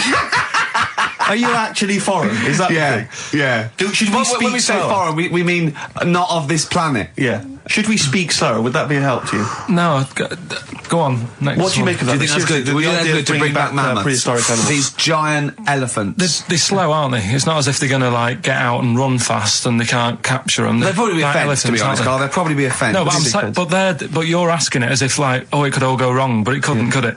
Well, Really? but the point was about Jurassic Park is they thought it wouldn't go wrong. They thought they had it all under Yeah, but control. that was and Have you learned dinosaurs. nothing from Jurassic Park, Carl? Dinosaurs would say, oh, think about it before you do it. But with a airy elephant, it's not going to... Not a concern for you. Would you go along to see him? Would you be interested in that? If it was in the area. He's the best. He's great, isn't he? I'd love a queue, Nothing right? impresses No, him. but what I'd like to do is Carl sitting like Yoda in a little cave, and I'd just like to see people like Tony Blair and, you know, Stephen Hawking's in a queue, and they go and say, Carl, got a bit of a problem. And thinking of cloning a man and a moth. Problem? Not an issue. No, if I'm in the area, I might cruise around and have a look at it. Otherwise, just don't send it near my clothes. Oh, that's fantastic. So it's just for a second. As the words man moth came into your head, how excited were you? I mean, were you both terrified and excited? Just for the moment when you thought that they'd cloned a man and a moth? I pictured... What kind of face did he have? Did he have the moth's head or was it a man's head? just a little man head. Right, what was his face? What did it look like? He just was like a bit shocked. Perplexed, yeah. Yeah, it was like he'd been grafted onto the body of a moth without his consent. And when he was asleep, Yeah, he'd woken up. he just went in to have a goiter removed, Yeah. and they said, "We've He replaced woke your up with goiter with the body of a giant moth." Yeah. Is that all right, Mr. Jenkins? So he had the head of a little... Was it a little boy or a man? Little man. Right, okay. And he's just bumping into a lamp. He's just bumping into a lamp.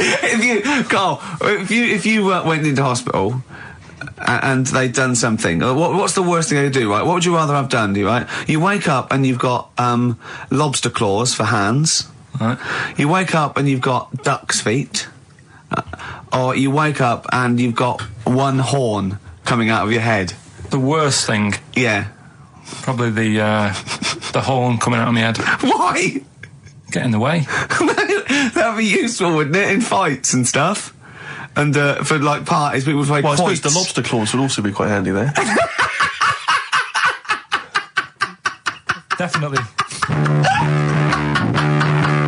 Listen, we haven't done it for a while. White Van Man. I thought Yeah, there's some it's interesting back, questions it's back. raised today, and I Yeah. think it might be nice to just throw them Carl's I think we direction. set Carl up again in the last hour as a person that people want to know they wanna his know what he's opinions thinking. on the They wanna world. know Yeah. what- if you're not familiar with it, on Saturdays, the Sun newspaper asks a typical white van driver questions his opinions on the week's news, and we thought we'd throw these in the direction of Carl.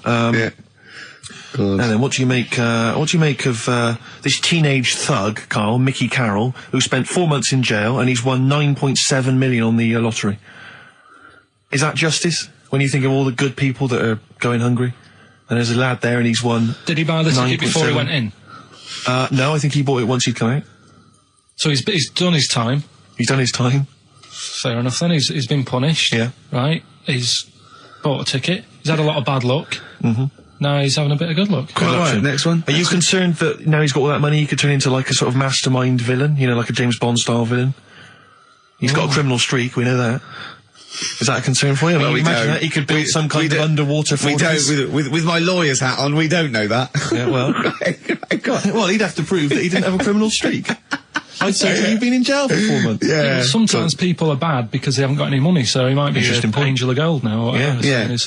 It's a long time since we've had any white van, Carl. For those that don't remember this particular hot feature, we basically ask Carl some of the questions that are asked of a white van driver in the Sun. They always have this on Saturday afternoons. Anyway, here's the first one. They're not fascinating, Carl, but I'm just interested on your take, really. Yeah. What do you make of Cilla Black quitting Blind Date after her husband sent a message from beyond the grave?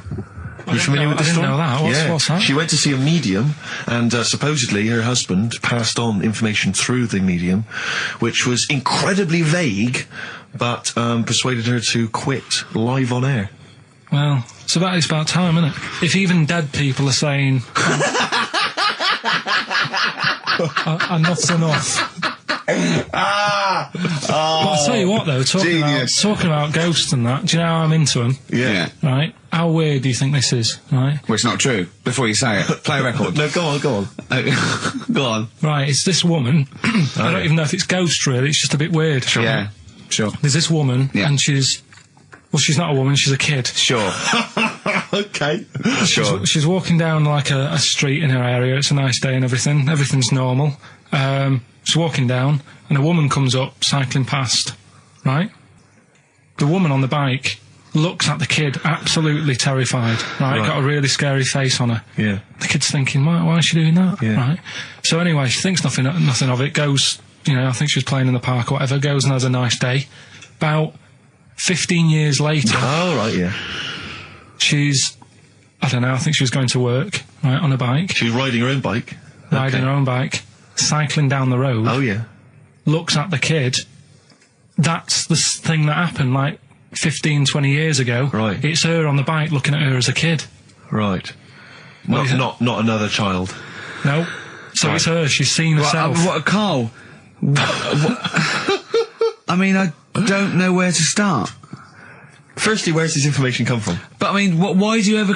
I mean, I don't know what part of that you think can be true. I mean, honest, I'm speechless. I don't know what to say. What are you talking about? Bit weird, though, isn't it? But it's not true. It didn't happen. Nothing happened like that. She said it did. Well, she's wrong. She said she saw herself. She saw herself as a kid, didn't she? Did she carry on riding and as an adult when she was a kid. Did she stop and talk to herself, or did she ride on by and think, that's a bit weird, there's me as an 8-year-old. I won't stop, I'll be late for work. Yeah, if I'm late again, the boss said he'd be in trouble. Yeah. Well, and where is this information? Did it happen to someone you know? No. You overheard it on the bus? No, it was in the 14 Times. We've had a lot of emails saying, could you bring back White Van Carl? Oh, yeah. Which is that section of the show where we ask the questions that the Sun asks someone else. Random punters of Carl. But sadly, recently, they've got very politicised and very kind of, basically a little bit depressing. So there's not really anything appropriate. But I have trawled the papers looking for other questions posed in other sections of the Sun. Good idea. I was just looking here at the Dear Deirdre section, which is the sort of problem page. I don't know what your views are on this. I'd love to see Carl. Oh, God, can we get him a job? Just ask... Oh, my God, that would be amazing. Right? Well, here's one. I'd like to see your view on this, Carl. I'm a happily married 42-year-old woman with 4 kids, yet I've developed a huge crush on pop star Darius Dinesh. Yeah. It sent my hormone levels through the roof, and last night I woke my husband up at 4 a.m. for sex. We've been married for 20 years and he can't believe his luck. Recently I've been having... I want to go to I'll stop you there. Why are you telling me? Right, carry on. Sorry. Recently, I've been having erotic thoughts about Darius morning, noon and night. I haven't felt like this since I was a teenager and mad about Donny Osmond. My husband is amazed at the change in me. We had sex twice last night and again this morning. Again, why are you telling me this? Yeah, go on. He's just boasting. This is not a problem. It's not a problem. What's here. the problem? No problem, just wanted to tell someone. Thanks very much. I watched Darius on TV last night, and when my husband came home, I dragged him into the kitchen and we made mad, passionate love. Right, they did it then, twice last night, once this morning. That's 4 times. Five times she's mentioned it so far. Yeah. She's doing all right. My husband, this is a great bit. My husband thinks it might be his new moustache. Or that I'm going through the menopause, but I know You were thinking of growing a moustache? I was thinking of changing luck with the ladies? I love the idea. That's what he thinks it is. He's telling his mates in the pub. You should grow mad with me. these. Grow The with old these, Tom right? Selleck. 5 times in the last 24 hours. Hooray for sexy Darius. So, what do you make of that then? What are your views on that? Hold on though, if that bloke is reading that paper, that narrows it down It's a gotta bit. be, yeah. Who else did he know? His wife likes Darius, he's had sex 5 times that night, and he grew a new moustache. He's thinking, I wonder if that's me. Maureen. Yeah, go on. But what's your concern? Because I'll tell you what her problem is. She's worried that, the reason that she's now kind of overly excited and she's having this great sex with her husband is because she's actually fantasizing about someone completely different, younger. She's having these wayward thoughts, isn't she's a bit concerned about that? What's your concern? What are your thoughts? I reckon she's going to start shoplifting soon and coming out in hot flushes. Go on. Just, they're both happy, aren't they? He's getting what he wants. She's happy. I'd say, yeah, whatever, get on with it. Do you think that she should confess? She wants to be honest with him. I wouldn't, because not that many fellas like Darius. Right. So if you're sort of thinking, oh, she'd rather have him than me, I don't What do you think it's gonna Darius would think of this? He'd probably be happy with that. I mean, What would you do if you got loads of phone calls, right, from women going, Karl, whenever you're on the radio, I just have to do it. I just have to do it. Your voice makes me... I'd say, alright, well, it's alright. I'd be happy with that. Would you? Yeah. I mean, just in case anyone is doing that. What would you do to sort of like egg them on a little bit to help them out? What do you think? What sexy things would you say? What do you think is your quality? What do you think people would find, pretty horny about you? Is it your sort of mank wine, do you think, that?